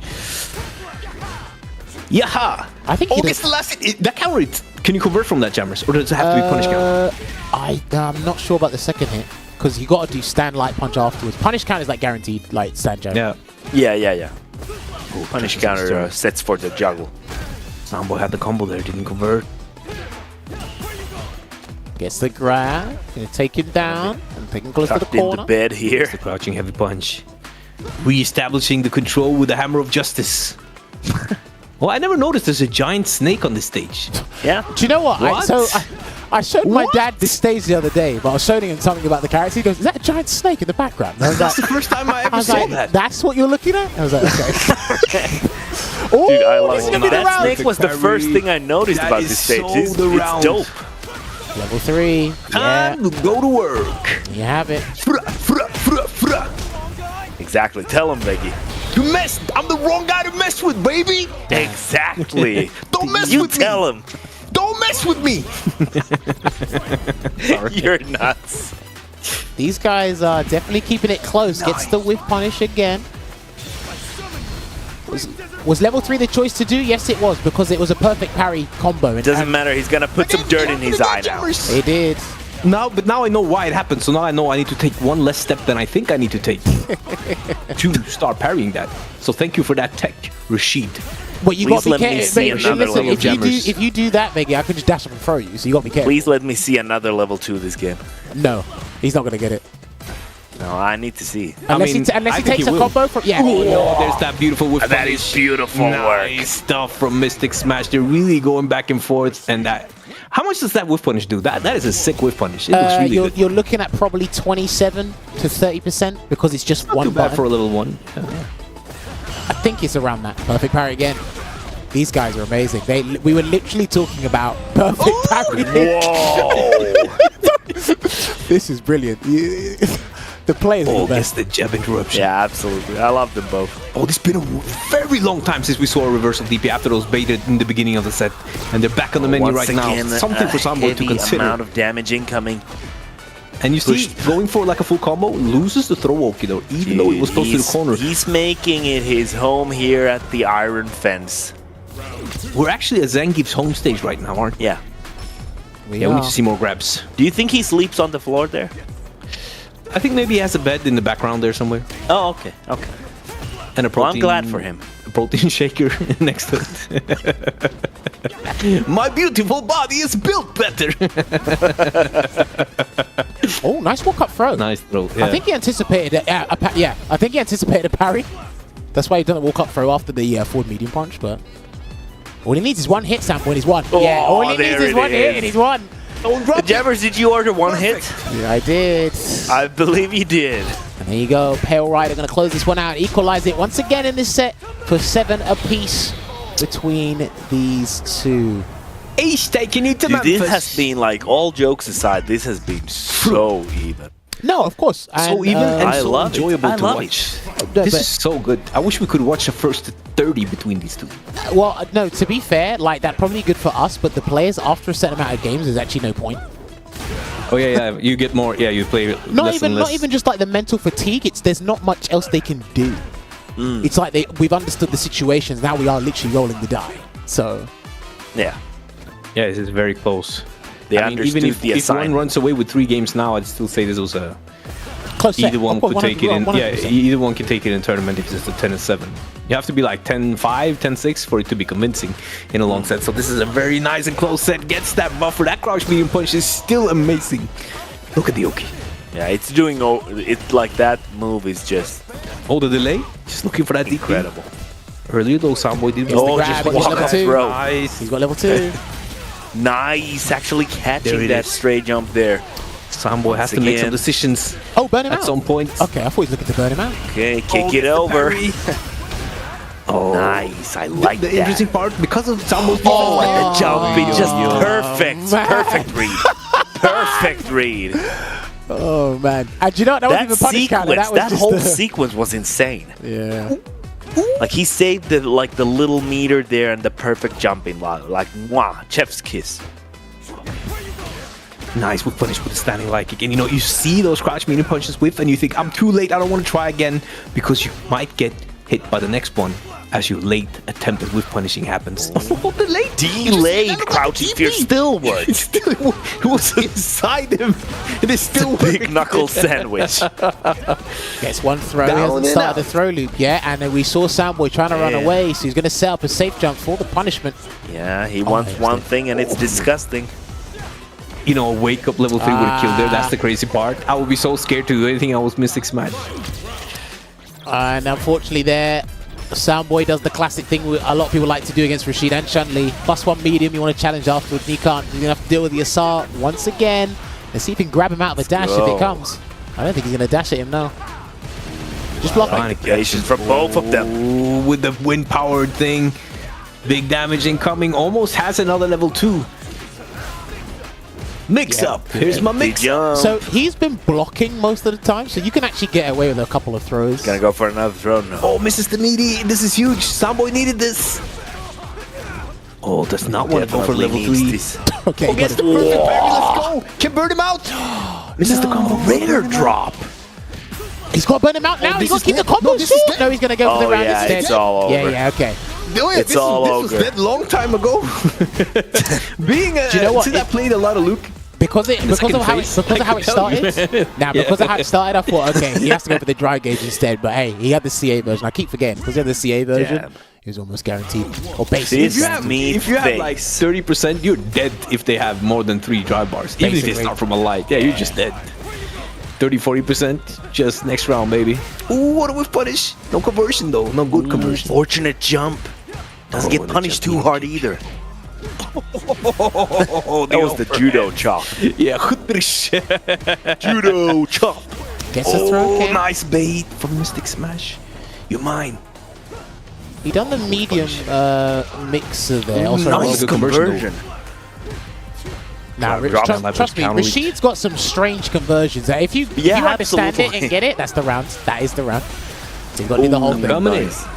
You know what's he has funny to. about that standing like Oh, he it did the- always seems like it's not hitting, but it does hit. Like Does the he say? hitbox is really interesting. Super Rashid kick or Yeah, Eagle no, Rashid? it's called Super Rashid Kick. That's what the Yeah, super's he called. says Super Rashid. That's an amazing super name. And by the way, Veggie, Rashid, when Rashid. he ends it, in the animation, he says, "Damn, I'm good." Damn, I'm good. Yeah. Down and out. Somebody said first 2 is in the middle of the screen at the top. It says FT10. It's best of 19. Yeah, by it's the way. best of 19 actually. Sorry. Don't predict It is the big jump. 7-3. Oh, gets the counter hit. DP. Next hit will kill. Oh, goes for the back throw. Probably slight delay. Couldn't get the forward throw. Punish. And This that's is gonna be round. punished. That's why we see Soundboi so often go for crouch mean kick nothing to make the opponent very uncomfortable trying to drive reversal. Well, do you know what's crazy, right? So one thing I noticed, I don't do this as Rashid either. Like, OD reversal is basically a drive reversal that works. And we tend to do drive reversal in situations where spin and mixer would work. Because the punish is actually going to be the same, because you're going to be a punish kind of state anyway. Scary whiff from MysticSmash. Gets hit by the buffer though. Perfect. Time to go to work. Everything's perfect right now. It's perfect. It's perfect. I mean, the round could be perfect as well. I mean, this ain't looking too good. So Mystic might have to do perfect parry or reversal to get out. This ain't looking I want to good. see the critical art. Oh, Yeah, he's not going to do critical art, no way. One choice to one make. throw. He can take one more throw. It's gonna be a perfect. Is it gonna be a perfect? No way out of this perfect? Do you know what? This situation is very interesting because he's low on health. Is he going to prioritize getting level 2? Is he? No, it's a perfect, baby. He got caught at the wheel grabbing hot air. It didn't work. Okay, let's go, MysticSmash. I have big belief in the 9-9. I want to see the 9-9. I mean, Nice it's hard tech. at this point. It is? It's actually but pretty, I think it's pretty hard at this point. Biggie spoke German for a moment there. I did? Yeah, 9-9. Ah, very good, Omar. Another beautiful DP from No, Mystic you Smash. can't do that. Yeah, it's unfortunate. Do it, yeah. Don't worry, I'm a Rashid Soundboi. player. I hope people jump into it at that angle too. It doesn't work. I've tried. I've tried. Oh, yeah, you just want it to work and it I just doesn't want work. it to work. I literally just kind of go, please work, and it doesn't. You know it doesn't work, but you want it to work? Okay. I know the feeling. That's how I feel when I do Lariat. That is very true. And the burnout, I love that prioritization. Can actually even take that level 1. Oh yeah, Doesn't this need is to. absolutely for MysticSmash. He is feasting in the corner. He could have. No, that's fine because the level 2 was there, and he still would have been I like alive from that. the level 2. That was peak. Peak gameplay. Peak gameplay. I love this song, by the way. Yeah, it's a really good song. It's a banger. Veggie, are those your weights in the background? You can see the bench. Let me see it. Oh, I can see what he's talking about. I don't know how he's I think that's your PR on the bench there. Oh, yeah, the 2 wheels? No, see the weights? The bench? Yeah, aren't those wheels? Anyway. Yeah, probably. but- Anyway, I'm sorry. Damn, you ruined it. Yeah, I did. That was kind of intentional because I thought you were making fun of me. Anyway. No, do you see how much yeah, weight there is? all right. He's getting impatient now. The jump didn't work. He tried to do the arbitrary drive rush. That got checked as well. And again, Soundboi's actually exhibiting to us what he was talking about in terms of what he prioritizes and what he looks out for in terms of really slowing the game down with the loop, I mean, which puts him on practice set what you point. preach. Yeah, I love jump that. was There, sick. the empty jump. Very nice, very nice, very nice. That's This is too so big. far from the Gets to corner. level 2. That's too far from the corner. Let's see, he's gonna push but him in the still corner. forces Though. that. Get another Still chance has at it. mix here. Okay, that's fine. Gets the big drive damage, but finds a jump out Soundboi of just Soundboi. harmlessly walking or jumping out of the corner. The MysticSmash doesn't want to act because he's gonna talk him his to sleep. last round. Should he guess wrong? Oh, the double buffer jump back jab this time. Not ready Such a to good DP. air to air. Yeah, this is where Rashid needs another level 2. Oh, Yeah, let's he's go. gonna get another gonna level get it, 2 here. baby. Did you order a sandstorm sandwich? Oh, nice. Oh, there's that hit. That is huge. Oh, But it's Level not 3. it's quite gonna dead. be a level 3 time. Yeah, no, because I think this puts him at one throw away. Is this one throw away? No. It puts He's him in a alright. No, no, spooky it's situation. not I one think throw away. he could take 2 throws. No, he could take 1 throw. I don't know. Something. He's chasing down with the drive rush. He can't jump Oh, I either. wanna- He needs to get the sandstorm out. Nah, he can't jump either. Nah, he can't jump. Do-do-do-do-do. He's got a break. Oh, he's got Big break. chance, He's got somebody. big break, He's got big somebody. break, He's big got to break push him here. out. Push him out of the tornado and throw him. There he goes. Big Oh, guy. there you go. Keep pushing him. Keep pushing him. Hold on. Hang on. Oh, that's it. Eagles fight. Let's go. Eagles fight. Still alive. Let's freaking go. And you know what happened there? Because Soundboi presses the delayed button, and there's times that you think the delayed jab's going to work, and it doesn't, because your opponent just happens to press the button at the same time. Oh, man. That was a beautiful sequence with a beautiful ending. That was so sick. And now we're on a beautiful MysticSmash beach. with the clutch factor. Let's go. I hope he doesn't get jumped in on again. Oh, nice. Oh, that is Nice so hit with the unfortunate. crouching We medium have kick. talked about Rashid's weird normals. That was That's a like weird the intro. 4th DP in total, by the way. Down and out. Charges up. He does the medium one instead. Nice challenge on the standing medium yeah. punch. Just waiting it out Just here. trying to get into range for that crouching mean kick, losing so much drive gauge in the process. Yeah, but he's Or willing Soundboi to. did- yeah. He's willing to try and burn himself out to get the conversion. Mystic Smash, which is interesting. Oh, getting pushed into the Nice corner interruption. again. Bad for your health. Got him. Coming in. Nice back throw as well. Got to be careful of the And down. reversal. Nice. Reset the mid-screen situation. Tries to get Obviously, the shit. Rashid is Nice usage quite of the as heavy kick, strong I there say. as Luke. Oh, nice. Wow. It's the perfect parry. Dude, unreal. These guys, why are these guys so good? 50p. He base it the 50p. Alright, well, it's still a match point here for Soundboi. Yeah. But we've seen Mystic Dude, Smash bring this this one out is, before. Nice at here with the standing jab. Let's go. Oh, he missed his flip. Yeah, he made execution error. He was supposed to do the light kick into the flip and he didn't get it. This is huge. Oh, and this is massive damage. Like, Decides to save the super for gigantic next hit damage. wins, by the way. Mammoth damage right now. no, Got him. the first Yeah. time, and that's enough. Damn. And Soundboi.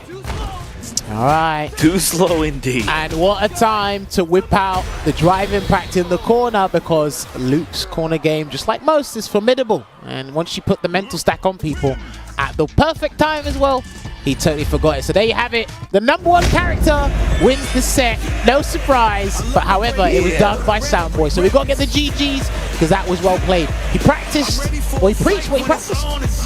That's right, reversing every word today. I like doing that today. But that was a stellar performance from our lad from Scotland. Fantastic stuff to see there. It's unfortunate to see Rashid lose, but I'm not really Rashid main, but I like watching Mystic play Rashid as well. So For now, you are a Rashid guy, Jammers. It's all over. that's rude. That was so rude. No. Anyway. Jammers, are you that Rashid player? Yes, he one of is. them? From He's a ranked? Rashid guy now. I'm ranked. I don't bump into you in ranked. Anyway. No, but are you that Rashid player from ranked? We are going to take a short break. When we come back, we'll get I need to say Soundboi this. and Mystic Smash back in the chat to have a lovely chat with them. See you in a bit. HD Tornado.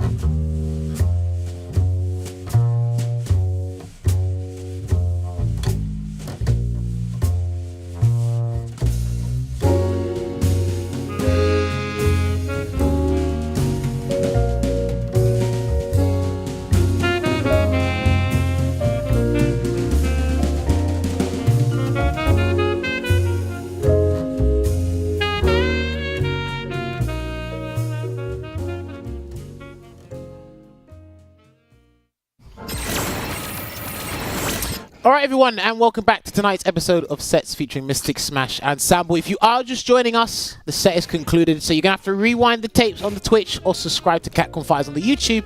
You can check out the archive there. Interesting matchup. I personally suffered from it millions of times online. That's why I've turned into a commentator, so I get to talk to players firsthand and find out how it goes from a different perspective. Ovaha is no longer with us because he had to actually shoot, so thank you very much for joining us tonight. You will see him on the next episode. So, right, let me make sure. Have I got Soundboi and MysticSmash? We back loud and clear? Yes, sir. All right, perfect. So, Soundboi, congratulations. To no one's surprise, Luke did the job. He did his justice there. He's the best. I'm glad you quietly admitted that. Now, my first question to you is, so how do you feel about the Luke versus Rashid matchup in general? If you could put it in a few words, I should say. Probably Luke favor, but you can get mixed. Damn. That's the matchup. Let me ask you this: is there any matchup? Well, Rashid has a couple of like quirks that make you scared, but did you feel any point was that okay? I'm super scared of Rashid now when playing that matchup.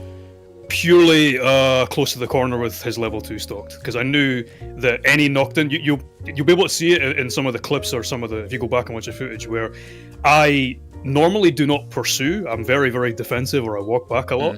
When Mystic had level 2 stocked and I was close to the corner, he was walking back a lot to try and get the space. I like dashed after him because I was not. I was trying not to have him get the space, to just do it raw. Yeah. I want him to like hit me and earn it. And I was like, I need to just get in there. So that situation there feels horrible. But other than that, it was all right for Luke. Button for button seems to be my favor, so I was happy with that, you know. Okay, Mystic, your perspective. I probably know, but talk to me from your perspective. How does the Luke matchup feel for you in the kindest way possible? Okay, well, obviously we're keeping it PG today, so no. But honestly, whilst I do think it's a hard matchup, I will say, just personally, I do think there are harder matchups. Like, I think Cammy's pretty hard, I think Gael's pretty hard. Yeah, I agree. I don't think Luke is a winning matchup by any means, but you can do it. Like, button for button, it's kind of hard. Like, I do think Luke definitely wins the neutral, but Rashid has obviously like these tricks up his sleeve. You know, level 2, you can play around that pretty well. You know, just meter management, you can make it work. But I do think it's an uphill battle just because Luke is so dominant just generally in the neutral. And there's also a big damage discrepancy, I think. Yes. I think, like, if Luke lands like a jump heavy punch on you and, you know, you try to answer you get count hit, that is probably going to be like 50-40% just on average. Whereas, you know, Rashid, he's sort of like whittling you down piece by piece till you get level 2, then that's when the damage comes in. Whereas Luke is just burst.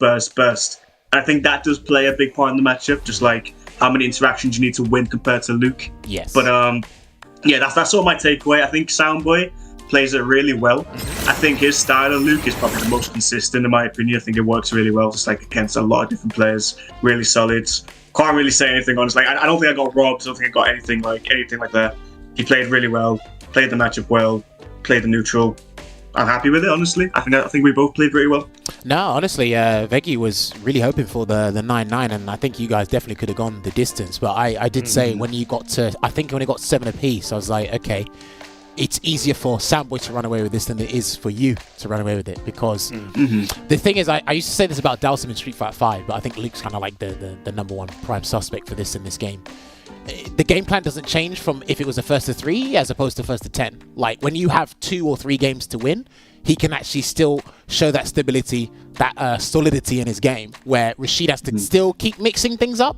Because one of my issues with Rashid, but this is, again, it's a me problem, it's a skill issue, is how much you have to unpack and keep mixing it up, because you need to surprise Soundboi with a setup he hasn't seen before. Like, that's it. All he needs to remember is he going to throw me? Is he going to overhead me? Or is he going to do some weird flying off the screen nonsense?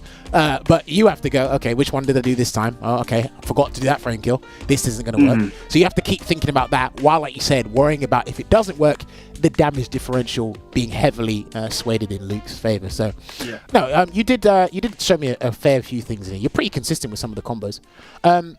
One thing I noticed is you don't really use stand hard punch much in neutral to try and whiff punish. I think that's a pretty good button against Luke. And then if you cancel into heavy eagle spike, he's already in the corner, then all your work's done for you. Is there a reason why you don't really use stand hard punch much, or is it just forgot about it today. I mean, yeah. So side punch is very good. I prefer using forward medium punch, just because it's a bit faster. And on punish counter, you still also get heavy eagle spike or a drive rush cancel. But honestly, I found it pretty hard I find it hard, maybe it's a skill issue just for me. I find it hard to whip punish Luke. I really do. Okay. Any other character, like you put them in front of me, I feel like I can whip punish them pretty well.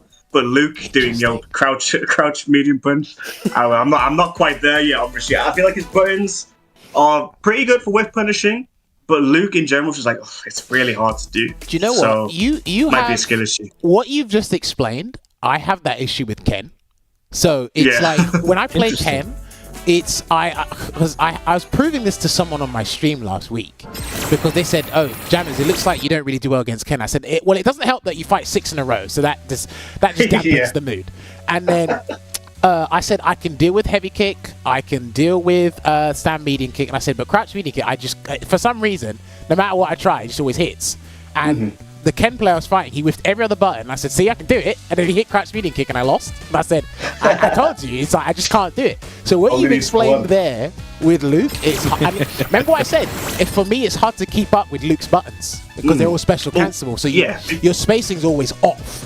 So yeah, exactly. Like all special cancelable. And honestly, I think that obviously you have to have Soundboi, but I think Luke's buttons look. For me, but they look pretty hard to whiff personally because they go pretty dang fast. So okay, fair. I couldn't really find many opportunities where Soundboi was like whiffing in like a range I felt comfortable with punishing it because he's really good at like keeping the space between us in such a way that his buttons will connect and mine won't because his buttons are just slightly longer than Rashid's. True. So that's what made the neutral game a bit challenging. It wasn't like the worst experience ever. Like I still think you can do it. Yeah. But he played it really well. He basically exploited Rashid's weaknesses in his anti-airs and just kind of still be not trying to downplay, kind of still be normals at least compared to Luke. No, I'm with you. You got my full support today. Definitely give it to you. You've got my full support today. This matchup's never been nice to me, but we're learning it step by step. That's good. But you started playing not too long ago, Rashid, right? Yeah, around 6 weeks ago or something like that.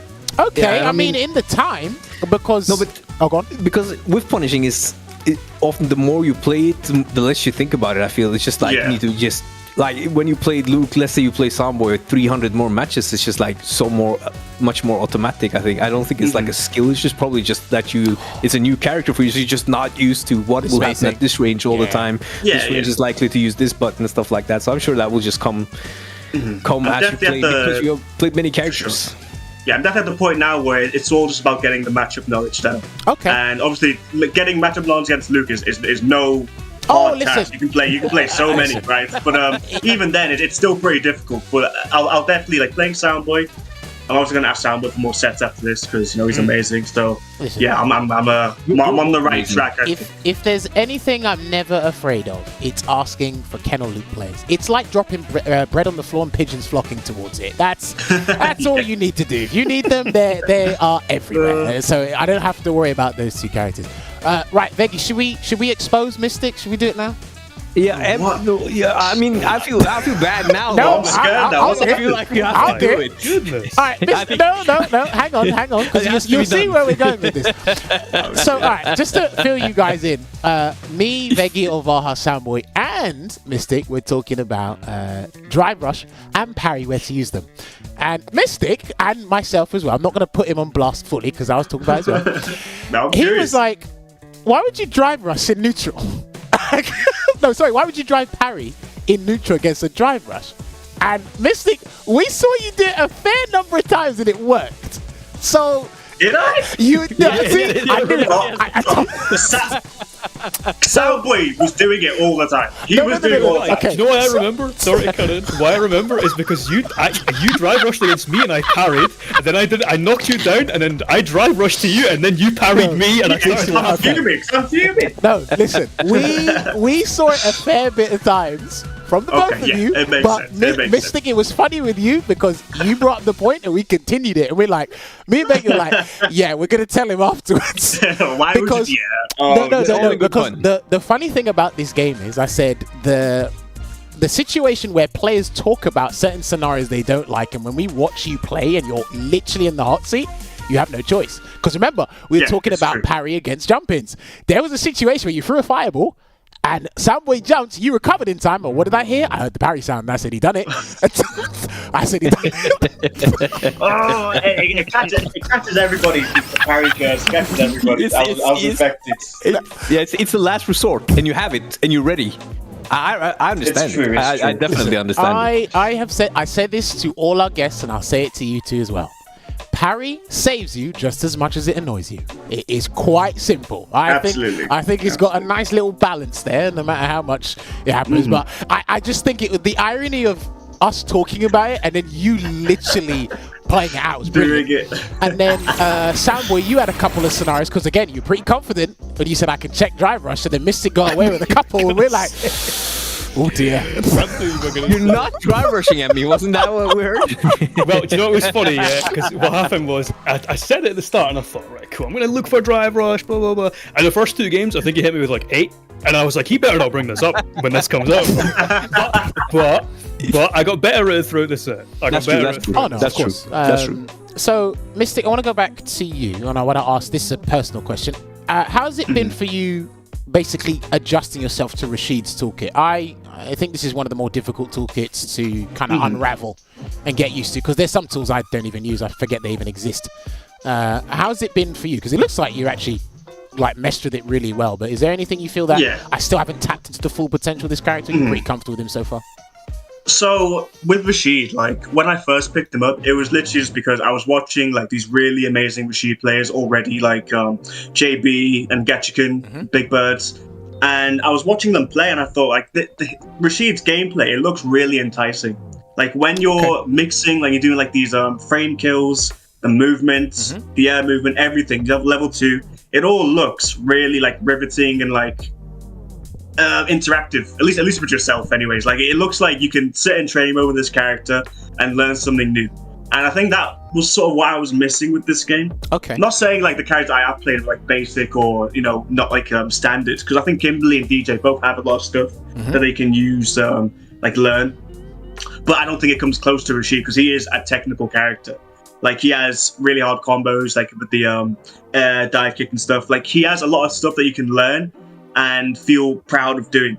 And that's why even 6 weeks on, because you know me, Jammers, maybe 6 weeks on I'd be bored by now, but I still feel like there's more to know, there's more to do, and I'm looking forward to that. I'm looking forward to that grind still.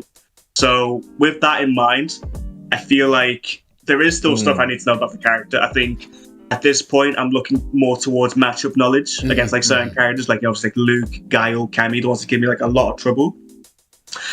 I watch a lot of like I said, like VODs of like JB and Getchikan because they stream and all this. So watching those 2 really good Rashid players play, knowing that there is like a resource out there to learn from, everything sort of like culminates into a really good learning experience for me with Rashid so far.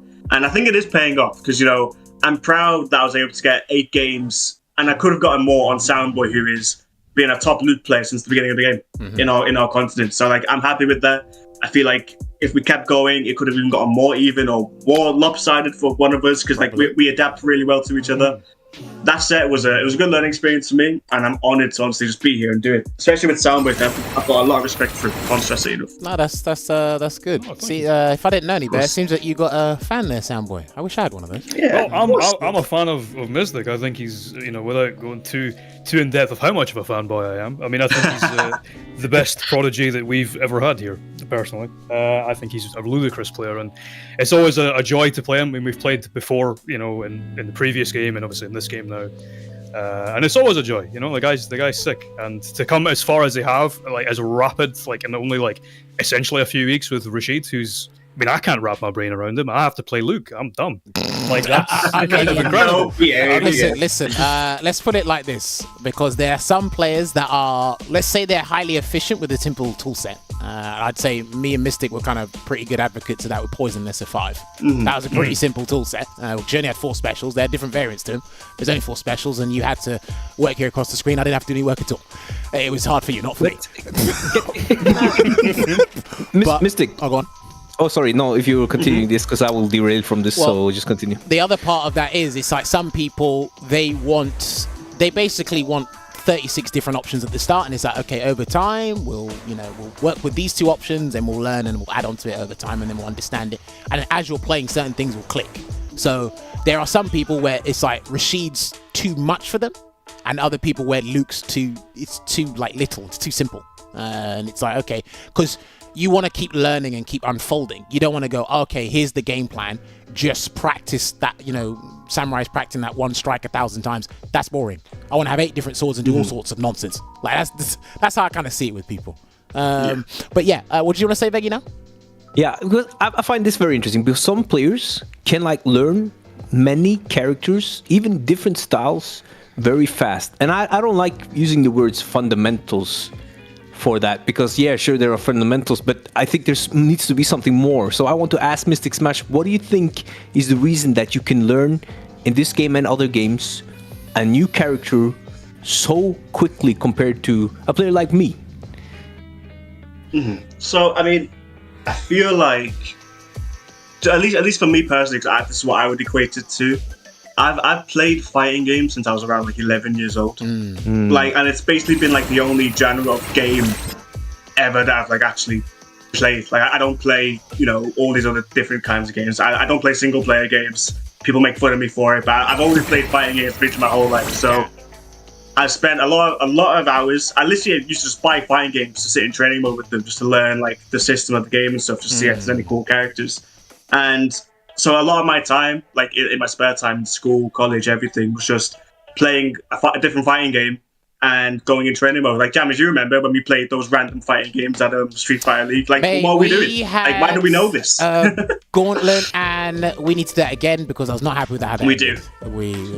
Yeah, I get you. Like, so basically, it's just, I feel like I have a lot of general experience. Just general knowledge in fighting games, and like, I think the more and more you play, especially like different ones, because every new fighting game that comes out, even like Street Fighter 5 to Street Fighter 6, in that gap you can find like legacy skill that will help you from other games. Yes. Like you could play anime fighters or something, and that will help you in certain aspects of Street Fighter 6.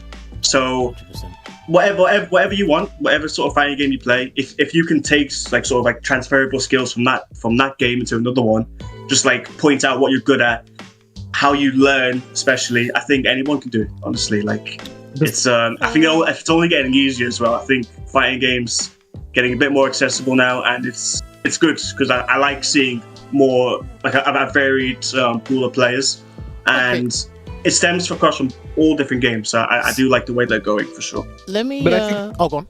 But let me just follow up on that, because I think that is kind of what I've been thinking about. So let me just follow up with, do you, for instance, when you picked up Rashid or DJ, was it like when you played them, you thought, this is similar to the game plan I had in this game with that character? Is it sort of like that in the way that it transfer over, or is it different?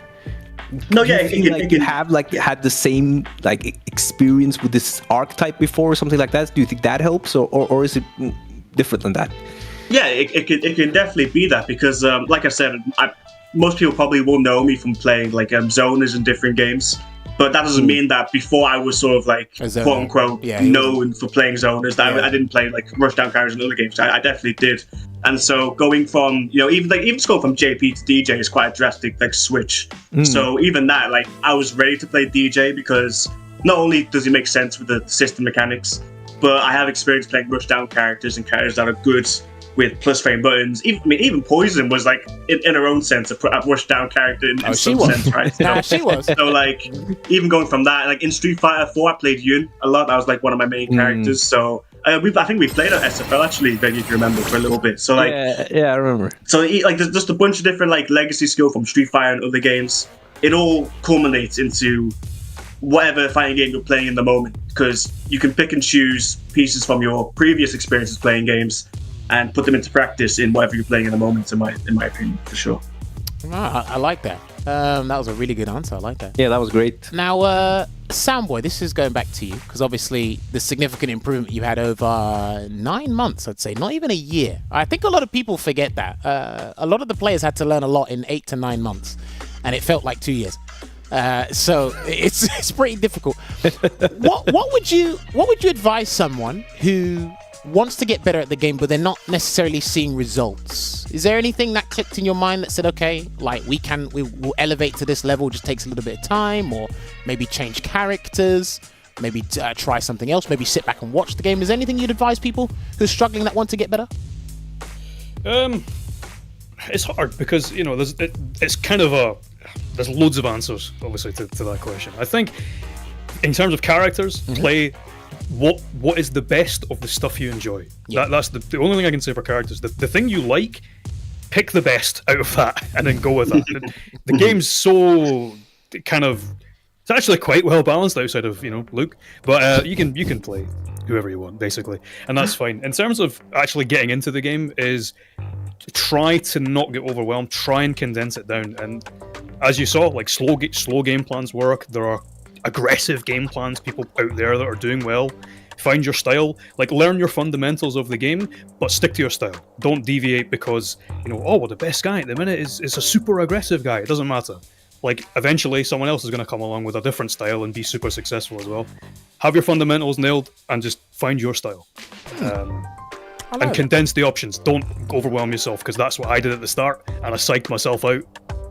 Pretty much. It's hard. It's hard. Again, try to keep it simple and kind of build on the building blocks. That's essentially what you got to do, because again, everyone's worried about what everybody else is doing, and they're like, I need to catch up, and it's like, no, everyone learns at different speeds, and I think we kind of see it here. And because they've accumulated more fighting game knowledge as opposed to when they start from Street Fighter 5, I saw a lot more people, let's say, going through fluctuations of emotions when it comes to learning fighting games. I'm like, damn, you probably need to go touch some grass.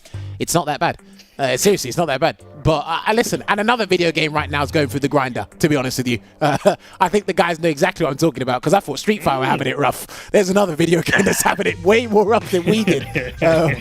But no, that's interesting. Right, Veggie, have you got any other questions you want to ask? Because, Soundboi, I remember you played Manon for a bit, and I feel like you've been looking, even though you've landed on Luke and your Luke has become really solid and really dangerous and very, very strong, as we could see today, are you still kind of looking to find something that you feel is your style? And what happened with Manon, because you had a really high level Manon at some point? So I'll be honest, Luke is the pick that I have made peace with. It is the style that I have, basically, he's the character at the minute that lets me play the way that I want to play. But the difference is, when I played Cody back in 5, that was my guy. Like, I jumped on it and I thought, as soon as I picked him up when it came out, I was like, I love this character. Straight away. I knew it immediately. With Luke, it's taken a lot of time for it to become like, yeah, I can play Luke and I'm comfortable with Luke. But Manon was like I'd hit my like almost rebellious phase of like, right, that's it. I'm done with this. I'm finding my thing. So I went to Manon, and that was a terrible idea. No, your Manon became really scary. Manon is really fun. She's still the most fun I've had in the game. Like, I can't lie, it's hilarious to play her. She's just great. But the problem is Manon is good in a vacuum. She's not good within how this game is being played right now. Yeah, so if people let you play that style, it's a hell of a time. It's amazing. But when you end up playing like, okay, like we're playing the game now, it's like, oh, okay, maybe I'm not actually that strong. So I went back to Luke because basically I had a certain top level Problem X in my ear versus fight and tell me that I was being very silly. Yeah. Very silly doing this. So I went back to Luke, and it's obviously been the right move. Hey, listen, very silly. If the game, if like more styles or more characters become more and more viable as the years progress in the game, would you find yourself revisiting Manon if she was considered like a really good character, especially if maybe Luke became weaker, or was it really just that you needed to explore characters and that was that? Do you think you might come back to her? It doesn't, maybe, because she's easily the most fun I had. Like, it's just playing her, and when it goes well, it's some of the best experiences. I like genuinely leaving sets like laughing, and it's like, I'm not that kind of, I'm normally quite composed, but I'm like walking away being like, this is the best game ever. Like, so I might revisit her, but I'll be honest, I don't think she's actually the style I want to play. I'll be honest. Okay. I do think that a grappler approach maybe I don't know. I would like to revisit her if she gets buffed, but I can see myself playing somebody else. I mean, potentially. I think a lot of people want to revisit Manon. It's just that what the trailer showed us and what we envisioned didn't quite pan out because of how the game and the metas transformed. So you kind of have to put her aside. A lot of people put her down. It took Luffy a long time. He's still done it. But Mena, kind of tease that it's like, hey, maybe you guys playing her wrong. Kills you seems to be on this journey. I'm waiting for someone to land 70% when his level 5 command grab whiffs. Maybe he might change his mind because I remember what he used to say about Jury before he changed to Cammy. So I'm just waiting for it to happen to Killsu is the exception as well. Killsu's got so many characters to legend. So him getting it is not like, oh, Manon's good. It's not Killsu's good. And Killsu's good, and Killsu's one of the reasons there's an MR inflation in Europe. Listen, don't worry about the Asian players. They've done their part. They're not giving us anything. But Killsu, you're part of the problem, buddy. The shouts to Killsu. Shouts to Killsu. Soundboi, last question about this whole character thing, because I personally really think that a slow style Zangief would fit you. Did you ever try it after I recommended that, or did you not? What poor sales pitch is this? So, right, let me go into. I won't go too crazy with this story, but there was a time where I was playing Manon, and certain someone, shout outs to Frost, he's like my guy. He was like, maybe you should play slow poke sort of Zangief. That would maybe work for you. No. And I considered it, and then I had a realization that Zangief's kind of bad. So I went, no, I'm not going to do that. Maybe Manon might be good. I'm convinced Zangief is bad, so I'm not going to do it. So, listen, man, Veggie, I'm going to say this right now. You are gassed, like you are. You're sick. But if you could play anybody else, I would honestly please do it. I can't. That's why I can't. Once Zangief is player, that's what I play. Zangief for Birdie, like that. I just can't. You could play neutral with Luke and be giga gassed. You know what I mean? I'm not sure, actually. I think there's something about the style of Geef that I can't transfer over. But thank you. But you're the exception, man. Geef is like a god in your hands. In my hands, it's low tier. So I'm not doing it. No. Can't. Just once a Zangief player, always a Zangief player. Once a Dhalsim player, always a Dhalsim player. Like, come on. But because we're now talking character stuff, because I do feel, like, as a personal flaw, that I cannot do that thing that MysticSmash is doing, where he's just picking DJ and he then has he's no picking attachment Rashid. to these characters, And man. It's then good. if I do that, I'm stuck at 1700 for weeks before I climb up to 1800 and maybe get close to, as I got like once close to 1900 with Luke before I stop playing him again. It's like I'm envious of this kind of transferable skill, and I wonder where it comes from. And I feel like I have a better answer after this session of speaking. Listen, Jammers, give me Elena and I have an attachment, because Elena is my favorite character. I just want Elena in this game so bad. Just let's stick. Listen, let's stick with the Rashid for now. But I've don't worry, I've got a MysticSmash calendar. I'm light in about 2 months. He's gonna be bored, and he's gonna swap characters again, and he's gonna give me a long-winded 200-word essay about why this character. Why? I'll just be like, all right, whatever. I already predicted this. All right, no, but honestly, this has been fun. But now, right, okay, I've got to ask one more question before I hit you with my would you rathers. Right, Mystic, what is your favorite thing about Street Fighter 6? If you could pinpoint one thing. Favorite thing about Street Fighter 6? When you turn it on and you're playing matches, what's your favorite thing about it? Punish counter, drive impact, maybe parrying a drive rush in neutral that you said you wouldn't do. I don't know. My favorite thing is when somebody is holding parry for zero reason, and I walk up to them and throw them and make them look stupid. Okay, just the feeling you get off. Yeah, that's not a good choice. Let's do something. Yeah, because you know how I feel about parry. Yeah. So when I actually find it within myself to make someone look stupid for parrying, that is a good feeling. And also, the other answer is just activating Rashid's level 2 in a good situation. That makes me feel very good. I love how you said good situation, not bad one. No, because I think Rashid, you can activate Rashid's level 2 and get zero value out of it. Oh, of course. The rest of the world don't understand that part. They just see level 2 and they're like, they don't know, but I know. Like you can pop Rashid level 2 and it's just a waste. So yeah, in a good situation, it feels good. Oh man, do you think, just a random question, do you think Rashid should still keep 2 level 2s in a round? Do you think he should have that? I think no. So the answer is no. But if they remove that, they need to make his heavy mixer frame one input on an anti. I can take that. I can take that. I heard the sound effect. He didn't like that. Those are the only two changes. He's completely fine. Yeah, of course. Interesting. I just want my jump heavy punch to work. And it does work. I just want. I'm kidding. No, this is brilliant. Soundboi, what about you? What's your favorite thing about Street Fighter 6? I love in every fighting game, whiff punishment is my favorite thing to do. It's just I absolutely love it. And in Street Fighter 6, adding punish counter to whiff punishment is like the best thing they could have done for that. I think it's such a good idea. Obviously for punishes too, but just like for whiff punishes, you get that extra layer of like, you've whiffed and you're rewarding me with extra stuff for this whiff. It's fantastic. Like Ed is a great example. When you hit stand fierce punish counter and then crouching medium kick is like, man, it sets off something in my brain, like endorphins fire, and I'm like, this is great. That's the best thing for me. Okay. Well, now that you brought up DLC characters, Soundboi, what do you think of the DLC wave this year? Do you think it's been a good choice? Do you think they've done a good run with these characters? I think they have. Yeah, I'll be honest. I was very skeptical at the beginning. When I first saw the lineup, I thought, right, Ed, not really a big fan. I really didn't like him in 5. Aki, obviously, I don't know, but I thought like it's going to be essentially 1-to-1 Fang, maybe with like a couple of additions, and I was like, I didn't really like Fang. And then Rashid, I thought, yeah, maybe he'll be okay because he was fun. And then obviously Akuma's Akuma. Like that's just a good pick in general. So I wasn't sure, but they've been handled really well. And the Ed redesigns, I really like him. It's a phenomenal redesign. I think he's great. And Aki came out, and I was like, oh my, wow, this character's actually kind of cool. So I think they've done really well with the DLC this year. Okay, Mystic, what about you? Do you think this has been a good wave so far? Oh yeah, like I think each character that they've announced so far, Akuma is most likely going to be the same. They're all very unique.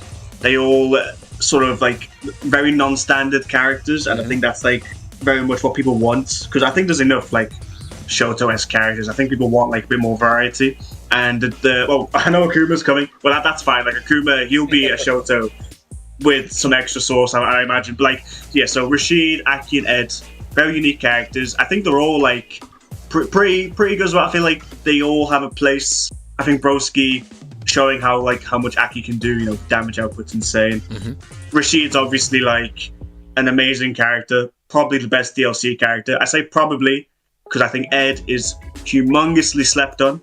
I do think there's a world where Ed is better than Rashid. That's just my hot take. I think Ed is criminally slept on. I think you're right. The more he's sort of like looked into. 100%, I agree. I think Ed. I don't know. I can't believe this jammers. I'm gonna wreck, but I can't believe people who say that Ed's bad. That is probably the worst take I've ever heard in the Street Fighter game. Hold on. Do they still say that? I remember they said that in the first 2 weeks. Do they still say that now? I know people who still say he's bad. Yes, I do. I don't know if we're playing the same video game. Neither do I. But like, so that's what I'm saying. I think Ed's really good. We're playing Street Fighter 6, right? Yes. Yeah, Street Fighter 6. Okay, so we're playing the same. Okay, sorry. Yeah, continue. I get what he means. Is the people that are saying Ed's bad? It's like, are we playing the same? I know. So like, So with that, I think Aki like I think she's like a pretty solid mid tier. I think she has some good tools. I love watching Aki. I love playing Aki as well. I might give her a try, maybe season 2. All right, but right now, let me note that one down real quick in case you found anything funny when you change characters and trying to give me a reason. She is also very fun to talk. But yeah, overall, I think this DLC season's been really amazing. I love the characters, and I'm really looking forward to the season 2 and so on. It'll be gonna have a nice little cycle. All right, perfect. All right, gentlemen, this has been absolutely fantastic. Now I've got to hit you with the small wave of questions, I suppose. Right, I switch these up every week, and I'm always interested with the answers because people have avoided the characters that have had a lack of representation. So we'll try this one with you. This will be funny. Right, Mystic, you first. Would you rather have Aki be the best in the game or Manon be the best in the game? Oh, I would never want Manon to be the best in the game. Aki, 100% of the way. I'm sorry, like I play some grapplers in other games, but even I can realize that grapplers are extremely toxic. I don't like grapplers. Even if I play them, I'm just like, this just doesn't feel rewarding to play. Like, it's just a constant 50-50 cycle with Manon. No, thank you. No, thank you. Aki is actually cool to watch and fun to play, and looks like she requires a bit of brain power, unlike Manon. So I would rather have Aki as top one. I mean, sure. Manon needs a little bit of brain power. I'll have you know. I'm So there. to each their own, Jabbers. To each their own. Wow, hold on there now. Now it's been interesting because the previous times I've asked this question, before I asked would people prefer Guile and Lily, people said no, Lily, it's got to be Guile. Then I asked would people rather Rashid or Zangief, and they said Rashid, and I was like, so nobody wants a grappler to be the best in the game. How does Veggie feel about that? Well, one? I didn't ask Veggie because I don't want his opinion on Zangief. I hear it every week. I don't need it now. Soundboi, what about you? Would you rather Aki be the best in the game or Manon? Oh, do you know what it is? And this is just complete bias. I hate Fireball Drive Rush with a burning passion. Don't worry, we'll get onto that. Don't worry. Aki's entire game plan, when you're like just playing slow, is Fireball Drive Rush. It's a nightmare. But sorry, I don't want a grappler as top one, so I'm gonna say Aki. Wow. No way. This is you play interesting. No. Do you know why? Because I want to make people upset. Imagine people are doing that back to me. Well, you don't want to play against Manon, but you want to play. Yeah, of course. That's works. No. Things work on my time, not yours. It's my time, not yours. Exactly. I want to do it to you. This is brilliant. Nobody wants a grappler. Interesting. Okay. Now, my next would you rather. All right, this one's going to be a little bit tricky, so I might have to repeat this one. Right, Mystic, we'll go with you first. Would you rather keep perfect parry in the game as it is, how it works, or would you rather have V-shift as the defensive mechanic, but it costs 2 drive stocks, and it works the exact same way it did in SF5? Okay. I would rather have V-shift in the game. Ooh. But that's just because I mean, like, I'm not trying to, like, complain or anything. No, of course not. I think parry has its place in the game, because I think this game is very much revolving around the mechanics, like, you know, drive parry, drive rush, drive impact. They all have a place. But if I could swap it out and have V-shift fit into the same role, I would, just because I think parry, how it is now, like, I remember early on into this game's life cycle, you heard a lot of people saying, watch out for perfect parry, that's going to be the future. And I feel like we are venturing into that reality where perfect parry is just such an important tool, and it's basically a failsafe to a lot of things in this game, that I just sort of think, like, playing around it can be really agitating. At least in my opinion. I mean, obviously, I do. Everyone parries. It's part of the game. But whenever it happens to me, I'm just like, like, why did that happen to me? Now, like, what did I tell you? Repeat. What did I tell you before? You said it benefits everybody and also it agitates everybody, because it does. But I think, for me personally, I think it agitates people more than it benefits people. So, like, if it was V-shift, you wouldn't get, like, a full combo off of most things, right? You'd just get, like, a knockdown. That's fine. And it would lose the throw again, like parry, that's fine. And I just think parry right now, maybe I'm biased because obviously it's been a while since V-shift, and the poison benefit a lot from V-shift. I didn't really mind. But right now, parry is probably my biggest gripe with the game. You know, it's not a big gripe. I still love the game. I love playing it. So it's fine. But that would be my answer. I'd have V-shift in the game, see what it's like. I love it. He said it's fine. That was the fine that's not fine. Don't worry, I've heard that one. Don't worry, I've heard that one before. Soundboi, what about you? Would you keep parry as it is, or would you want V-shift to return? Work exactly the same as SF5, but it costs 2 drive stocks. I love the V-shift so much. Oh, it was so good. I think I would go for the V-shift one, to be honest. The thing is about this game is it's so, like, parry has become so central to a lot of stuff. Like, it's why people have managed to justify to themselves throw loops. Like, they'd be like, oh, but there's parry, and they're like, sure, well, all right. So I don't know, parry's so central, but I loved V-shift so much. There were so many things that I was like, I can V-shift this, you can't get away with that now, and you're gonna have to go back to neutral, which I like playing. So I'd do it for me, man. I'd take the V-shift all day. Okay, now that's interesting. I think you two are the only ones that have said. V-shift. If I remember correct, I think you two are the only ones that have said V-shift. I find that surprising, honestly. Yeah, I'm boring, but you know. I feel like V-shift is easier to pull off though, because you had like 9 frames to get the slowdown. Perfect parry is only 2 frames. True. But then my counter argument to that would be the frequency. The frequency of parry is way higher than what people do with V-shift, because it turned but that's because V-shift actually cost, like, it had like a real cost attached to it. So you could also argue 2-bar parry, nobody would use it as much. Well, no. I don't know. That's just me.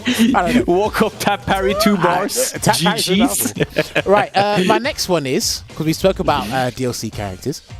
Right, Mystic, would you prefer, let's talk about Season 2 as a hypothetical here.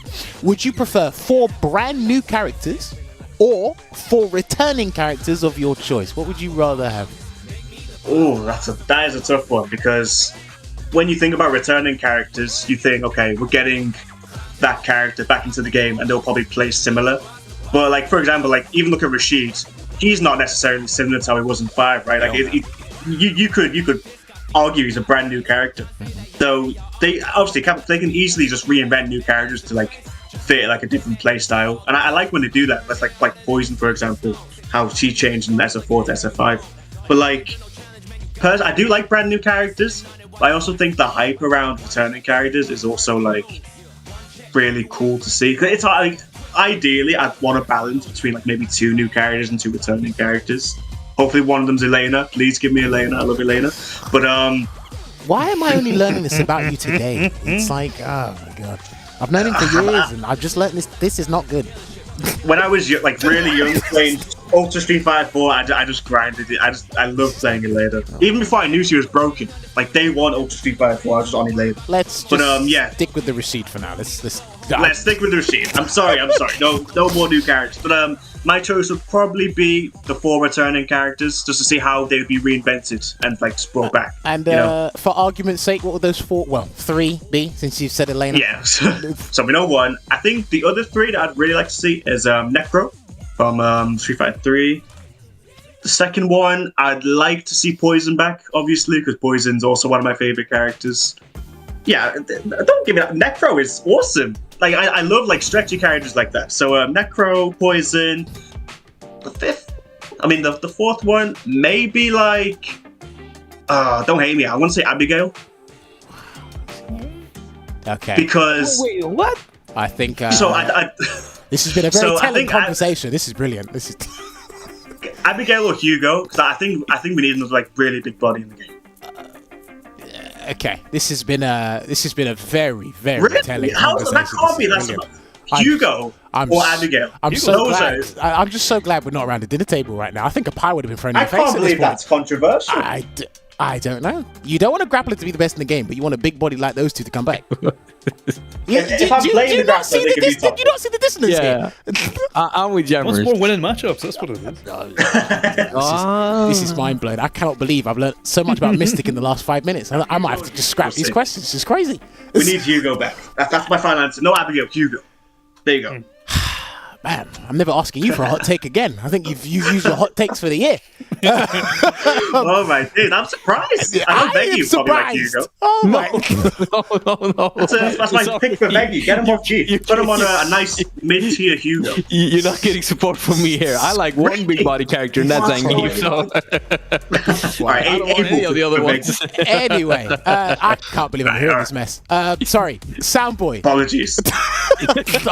Don't apologize. Don't ever change. I just know to keep you at arm's length now, and I've got a very long arm. Right, Soundboi, what about you? Would you want 4 brand new characters or 4 returning characters of your choice? I think Street Fighter's got such like a storied and like massive roster of already existing characters. But I still want 4 of them to come back. Like 4 new characters is always cool to see. Like, oh wow, that's a new design. Like, I wonder what they do. But my character's not in the game, man. I've got to at least choose at least 1 returned character. You know, I would rather have 4 that are returned and tweaked to sort of fit this game. One of them 100% being level 2 EXO. In Cody, Street Fighter 5 Cody, the busted one, that one. But yeah, I love Cody, so I hope he would come back. But if I had to pick 4 characters, like I think Dudley's really cool, and I think he deserves to come back. I would love to see Dudley. This is not really for me. This is for a friend of mine who was really, really into 4, and he didn't really play 5. I'd love to see Sea Viper just so he could play, because he loves that character. Okay, that makes sense. Yeah. And I suppose the other one for another friend is, as much as I don't like playing against him, he's iconic, and I would like to see Sagat come back. Fair. I think Sagat that for was, Frost? I think Sagat would cause a lot of problems in this game, funnily enough. If it was this version of the game, I think Sagat would cause a lot of problems. I just don't know how people like Siga. I just don't get I it. don't like playing against him, but I think he's so iconic. Listen, hold the phone there, buddy. You mentioned... I've said enough. I've said thank you. I'm so glad he knows where this is going. I've said enough. I've said enough. Anyway, sorry, Soundboi, I cut you off. Sorry, Sagat in this game, you think would be pretty interesting? He's just so iconic, and I think you could tool him to do quite well in this game. And to be honest, as much as I don't like playing against him, I can appreciate that like the skill set to play Sagat is that it's a skill set, and it's quite impressive to see. Like Bonchan Sagat, everyone was like, "Man, that's sick." You want to see it, so put him in. Can I just say one thing though? Just one thing. You may speak. Soundboi, like 10 minutes ago. Oh my gosh. My least favorite thing about the game is Fireball Drive Rush. 10 minutes later, let's add Sagat into Street Fighter 6. Listen. See in year two, it's not going to be in the game. So cool. Listen, go. Oh yeah. Okay. Hang on now. Listen, this is why I like talking to players, because if you catch them 10 minutes down the line, the mask comes off and they really tell you what they think. Now, speaking of, if in a hypothetical scenario, what would you change to Fireball Drive Rush? Okay, the hypothetical is Mystic. I'm keeping it in the game. But what would you change to make it more manageable, shall we say? Right, so going off what we sort of mentioned before, right? So I said, obviously, I know Cal agrees as well. Fireball Drive Rush is a really strong tool. Like, you have Chun-Li and Guile are like the main perpetrators. Obviously, Aki has it too, but obviously it's Aki so Guile and Chun-Li, they have Drive Rush into low or overheads with a fireball in front of them. I think as that fireball is active, maybe the Drive Rush should cost maybe 2 or 3 bars instead of 1. At least 3. At least 3. Okay, so I think, you could treat it like a Drive Rush cancel. I think you could afford to do that because I think it is a genuinely strong tool. And honestly, like with Guile, you don't even need to really Drive Rush in. You only Drive Rush in when you want the overhead low, but you can follow the Sonic Boom easily anyways. So like having that extra layer of, okay, now my overhead is plus on block as I'm Drive Rushing in behind the fireball, like that is so oppressive for a lot of characters. And you also, the way you perfect parry Sonic Boom changes on whether he is Drive Rushing behind it. And that is really hard to deal with. Like he can, like the Drive Rush can mess up your perfect parry timing, which I absolutely despise. So there needs to be more downsides to doing it. I can't believe you get so much value from just doing 1 bar at a Sonic Boom. I know I'm talking about Guile in particular, it applies to Chun-Li too, but I just hate Guile. He's my least favorite character to play against in the game. So when I think about that mechanic, I think about Guile. But like, yeah, generally like fireball on the screen plus Drive Rush for basically any characters to make it fair. So maybe 3 bars minimum. Okay. Yeah. So you'd have to treat it like a Drive Rush cancel. So basically, how they do it with the lights, if you whiff a light and press the Drive Rush buttons, it gets the cancel. So you kind of want the Fireball Drive Rush scenario to work in the same way. Am I picturing that right? Well, you wouldn't be like doing a Sonic Boom and cancelling it into a Drive Rush. It's more like if it's on the screen and then you do it at Drive Rush in neutral across 3 bars. See, I like this idea a lot. I think there are some ramifications to that if I'm envisioning this. No, there are. Right? It's a bit harsh, right? So I'm not too sure if 2 would be better. I think a lot of people want this game to be a little bit harsher on people. I don't know. I can tell a lot about people's finances in this game, how they spend their bar. It's probably how they spend their money. Trust me, I know.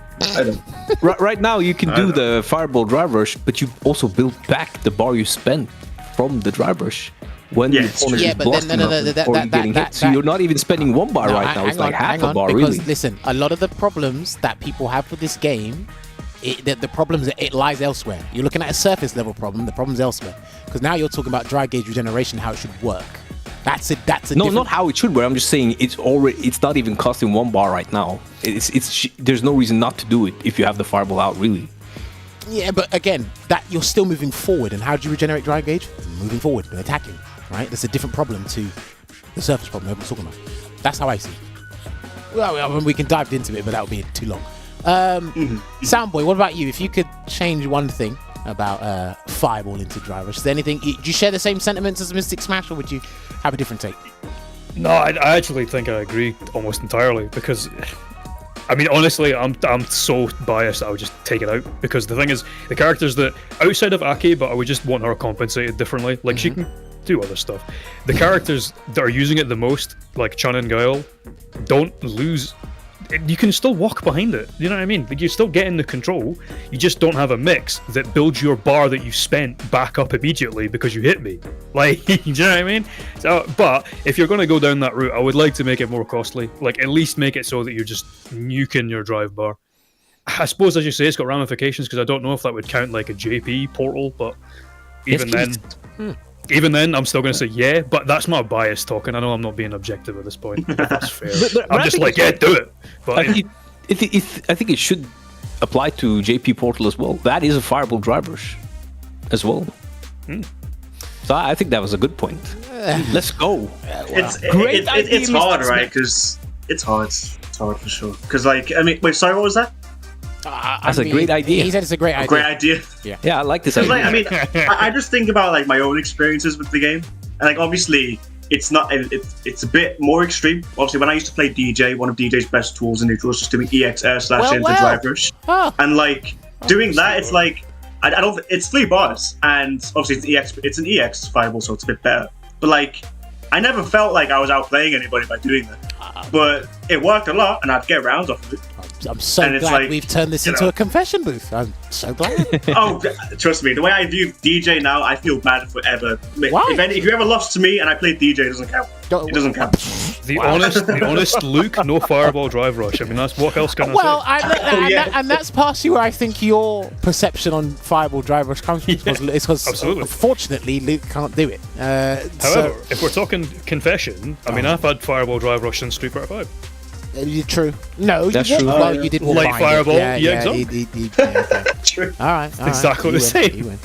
But yeah, it's a good conversation to have, and I am curious how they will balance the sort of system mechanics going forward, because it's a big talk of the game, right? It's mostly the mechanics. Well, so we only have it'll be a party. We only have to wait and see, and hopefully you can attend the party, because I'm pretty sure maybe things will be shaken up.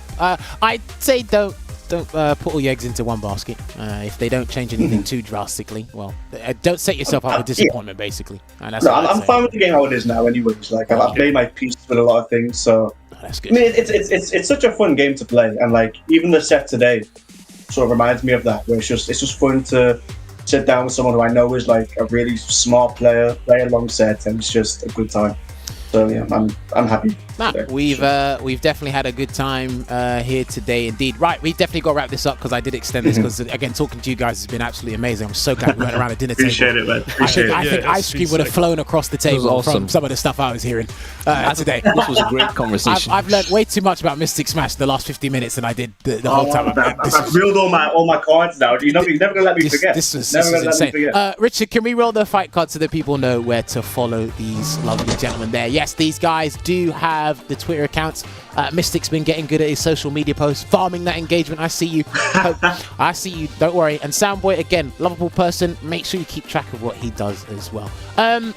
Quick question before I give you guys the podium. Soundboi, travel plans. Have we got any travel plans for this year in general for tournaments, or are we going to refine our skills until the big tournaments come around? Oh, well, definitely versus fighting this year in Birmingham. I always make it. I absolutely love that event, so I'll definitely be going there.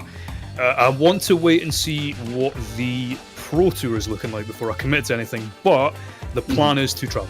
I've got more time now, and I can definitely make a trip somewhere at least once, so I will travel. You'll see me around. Just when the thing comes out for the Pro Tour, I'll make my mind up. Watch this space indeed. All right, Mystic, what about you? Have we got plans? Because I know, listen, you're a multi-fighter game specialist and other things have been announced, so I think you've got your pick of the litter, don't you? Oh yeah, for sure. I've been really excited to like just news of multiple fighting games currently. So well, for sure, like Soundboi versus fighting. I mean, it's on our yard, right? Like I'll be stupid to not go to VSF. I love that event every year. Definitely going to that. UFA in I believe it's December this year or November, like pretty later on. Definitely looking forward to that. September or October, I think. Oh, is it? I think so. Oh. Maybe towards like the later quarter of the year, like definitely want to go to UFA. I've never been before. I only heard good things about it. Looking forward to that, and maybe other things like I know Mix Up somewhere in July. So it was another French event. I know there's also an event in Italy called Only the Best. Hey, that's a good event, by the way. They have good desserts over there. Oh, have you been? Oh, I was there last year. Oh, awesome! Yeah, I do want to try and tried to take my down pizza. That was fun. Oh, man. That was fun. It's really not nice. I went there for Street Fighter, and a homeless guy tried to take my pizza. It's great. It's brilliant. Whipped out the level too. Well, I told him no. It's my pizza, not yours. Good on you, Jammers. But like, yeah, so there's a lot of European events coming up, and it's an exciting time for like just fighting games in general. So I definitely want to try and get down to at least a couple that I've never been to. That's the plan. We'll see how it goes. That's good. Right, okay. So, gentlemen, we do have to part ways with you. But Soundboi, before we go, any last words? Anyone you want to thank? Any hot takes you have before we go? To be honest, I'm very honoured to have been asked to come on and to put on a show. Like, win or lose, it's still, it was fun. I had a great time. It's been great speaking to you. It's been great playing against Mystic. It's always a great time. He's a great player. And I suppose I want to shout out Frost, my guy. I definitely want to shout out him. He's my boy. And yeah, thanks for having me on. Perfect. Dare I ask, Mystic, have you got any? Is there anything you want to say? Anyone want to thank? Any? You got any more hot takes? I don't think I've got any more hot takes left in me, Jammers, but I will say, obviously, thank you, Jammers, for getting me on. Of course, it's been like a really nice, pleasant experience. Talking to Cal as well, like I've known Cal for a very long time now. I remember he was at one of the first offline events that I went to, and like in Newcastle, and it's like wow, like seeing that I still look like the guy. I love him to bits, and I couldn't have picked like a better opponent. And I will shout out an event coming up next month. In Glasgow, I believe it's called Maximum Impact Glasgow, right, Soundboi? It is indeed. It's a Scottish event. It's happening on May 4th. I'm trying to get down to that. So, if like shout out to the Scottish scene, shout out to Suleiman who put me onto it. So, looking forward to that as well. Keeping on the grind. So, I'm having fun. Rashid's the one for me, maybe Jammers. That's what I'm telling myself. So we'll see. I feel like a fake Scottish person now. I don't even shout out my own event. Can you believe that? Wow! I got you. I'm the Scottish. Might be. Sully, I'm sorry. Damn, that's crazy. He backstabbed his own people. Fantastic. We got plenty of that in the MGC. Yeah, shout out to the Scottish team. All right, perfect. Gentlemen, this is where we have to love you and leave you because we do have a show to close out. So when you're ready, you can leave the Discord call and I'll drop you guys a message later. And Mystic, please, when you go to sleep tonight, can you just evaluate what characters you want to return to, please? I'm just asking you. I'll try my best, Jammers. Maybe there's some adjustments to make. You're going to wake up tomorrow and think, what the hell did I say last night? And all I'm saying is that ever happens, and that's the character pass. I'm eating well. All my picks. Damn. Okay. Looks like nobody else but me. I'll take. I'm gonna have to speed dial someone upstairs. Thank you very much. Anyway, gents, we'll talk to you soon. Right. See you later. Goodbye. Have a good night. Thank you. Man, those two are brilliant. I did apologies. I extended that conversation because again, we can have that conversation for ages. But that was fun. Unfortunately, Alvar couldn't join us in that conversation because I think that would have been even more entertaining with him around as well. We did have to leave early. Interesting opinions. No one wants a grappler to be the best in the game. That's what I've learned from these questions thus far. Okay, are you ready for the Jammers? Not even I want the grappler to be the best in the game. I just want him to be high tier. Which can lead to being not the best in the game, just high tier. Yeah, which let's would go. Cause problems for everybody else, and if he wins enough tournaments and causes enough terror online, you could make a case. He might not have to be the best in the game, but that's just me. At least we get one season. Let's go. Woohoo. Anyway, we've done that section with our players here. I did get told we have a treat for us today. I don't know. This is what these people tell me. So we're going to behind the fourth wall. No, not behind our fourth wall. Right. Is there a treat? So we're going to move on to our section of avatar battles here, where we showcase a lot of talent around the world that have been customizing their avatars and putting on movesets together. But I got told not to watch a specific one, so I'm just going to class as a treat. If it's not a treat, I can go back to my old regular plain Jane attitude if you want. But let's go. I've been told. I don't know if it was this one. We actually they had a good choice of avatar battles to pick today. That was Honda. Is that Mega Man? I don't know, but I think the bottom half I gotta say, I like this using Ken as the default, and with these moves, I'm sure we're going to see something spicy. well, okay, that They're was actually Ryu. both on Ken, is No, that was Ryu. That was Is it Ryu? Yes. Which one's Ryu? So oh, yeah, that Ryu, one? no, Ryu's doing the DI now. Yeah. Ken did the first run. You're right. Oh, with the somersault. Okay, so they both have flash kick. Right, Dragon Lash. Oh, look at this extension into level 2. Oh, and the Kimberly. And then again, nah, too sick. Okay. I really like how they have like optimized the character to have things that let them do these long combos though. That's really cool. I'd be curious to know how long they spend in like whatever the equivalent to training mode is, because you put the combos together, right? And it's like I know they definitely watch the actual characters play, because how would you know where to use these supers, right? Yeah. How do you use the edge level 2 is pretty cool.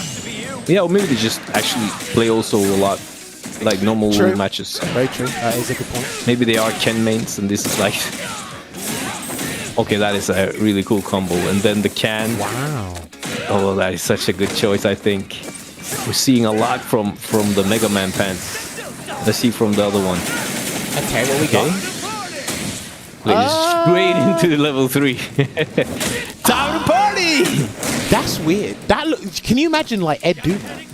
Like straight into level 3 from his Psycho Blitz. Like reuse level 3. Ed just doing that. Yeah. What? Oh, look at the juggle. Oh, look at that. Kimberly thing. Oh, the juggles. Wait, does that not get the wall bounce? Oh, let's see if we try it again. Yeah, that's what he did. Oh, and he was ready for the side switch combo with the EX Dragon Lash. That was sick. Okay. That was interesting because obviously when you're close to the wall bounce works different. It actually pushes you out of the corner. And obviously OD Dragon Lash, we've seen it from situations. That was pretty damn good there. And then ended with the level 3. All right. No, that was pretty cool to see. All right. That was pretty cool. A nice collection, nice array of moves there. It's crazy. That's why these characters are in Avatar Battle and not in competitive CPT. Because the players be like, what the hell's going on? But yeah, I'm still hoping though, Jammers, that we have at some point the the Avatar World Tour. That would be sick. How long did it take you to come up with that? I mean, I think I mentioned it last time too. The Avatar World Tour. Well, oh, you mean the name on the spot? Okay, we got there. It's funny because the lights were on, but no one was at home. Interesting. Right. So we do have a hashtag for our Avatar battles. I believe it's AvBats. We did have it up there. Can we show the image again at all? We like to show that just to make sure. So we are putting these clips on social media posts. I believe it's the Instagram and the TikTok. I could be mistaken there, but we are putting these in vertical content for you guys. If you want to check out some funky clips, we'll probably show out that combo ending that Avatar battle there once again. So we are just trying to get the image for you guys. Yeah, but this is a part of the show. Once we're done with the players and speaking with them and letting them have their last words, we showcase some Avatar battle stuff here, because again, there's a lot of creativity in the Battle Hub and obviously the World Tour mode. And obviously as each character comes around and shows that, bang, there you go. So whenever you see this on social media posts, I'm not particularly sure if they do this on Capcom Fighters, but definitely on the Instagram and the TikTok.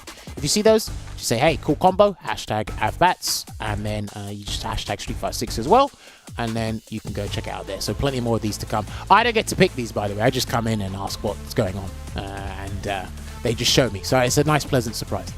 Right. And that's even better, really, because then you can be surprised on the spot, like I am. So that we are like... Well, you're a dad, so you're surprised about a lot of things. Yeah. What? You are. Yeah. You're laughing because you know it's true. So, I'm not lying. Listen, I work with a lot of dads, and they're very surprised about what their children do and certain things that other people have thought normal. They're like, oh my God, have you seen this? I can't do that. No, and you know what's crazy? No one has argued my point. I love you, Jammers. You're awesome. No one has argued my point. Absolutely brilliant. Fantastic. Right. Have we got anything else to show? I don't think we do. Okay, so... Ladies and gentlemen, thank you very much for joining us today. Bit of an extended conversation, but again, I love those guys. Shouts to MysticSmash and Soundboi once again. Appreciate Veggie coming on, or Vaha for joining us. He will be back with us next week. We are... Actually, I'm not going to tell you who we have next week, but we do have it lined up. So when it is announced, do look forward to it. So until then, keep playing Street Fighter. Wait. Do you think I will be surprised by next week's set? Since I get surprised. You know your joke earlier about... Getting surprised. You know who it is? Yeah? You know who it is? Anyway, I do. That's true. if you missed today's show, catch it on YouTube, Capcom Fighters. Subscribe to the channel as well. Or if you want to rewind the twitch.tv/Capcom Fighters, you can do that as well. But hey, we'll see you next week for some more sets. Until then, keep playing Street Fighter. Don't be like him. Play another character, not Zangief. And we'll see you next week. Take care. Hadouken.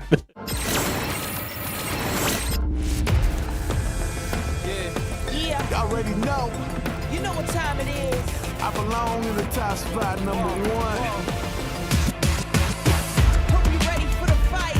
Reign supreme.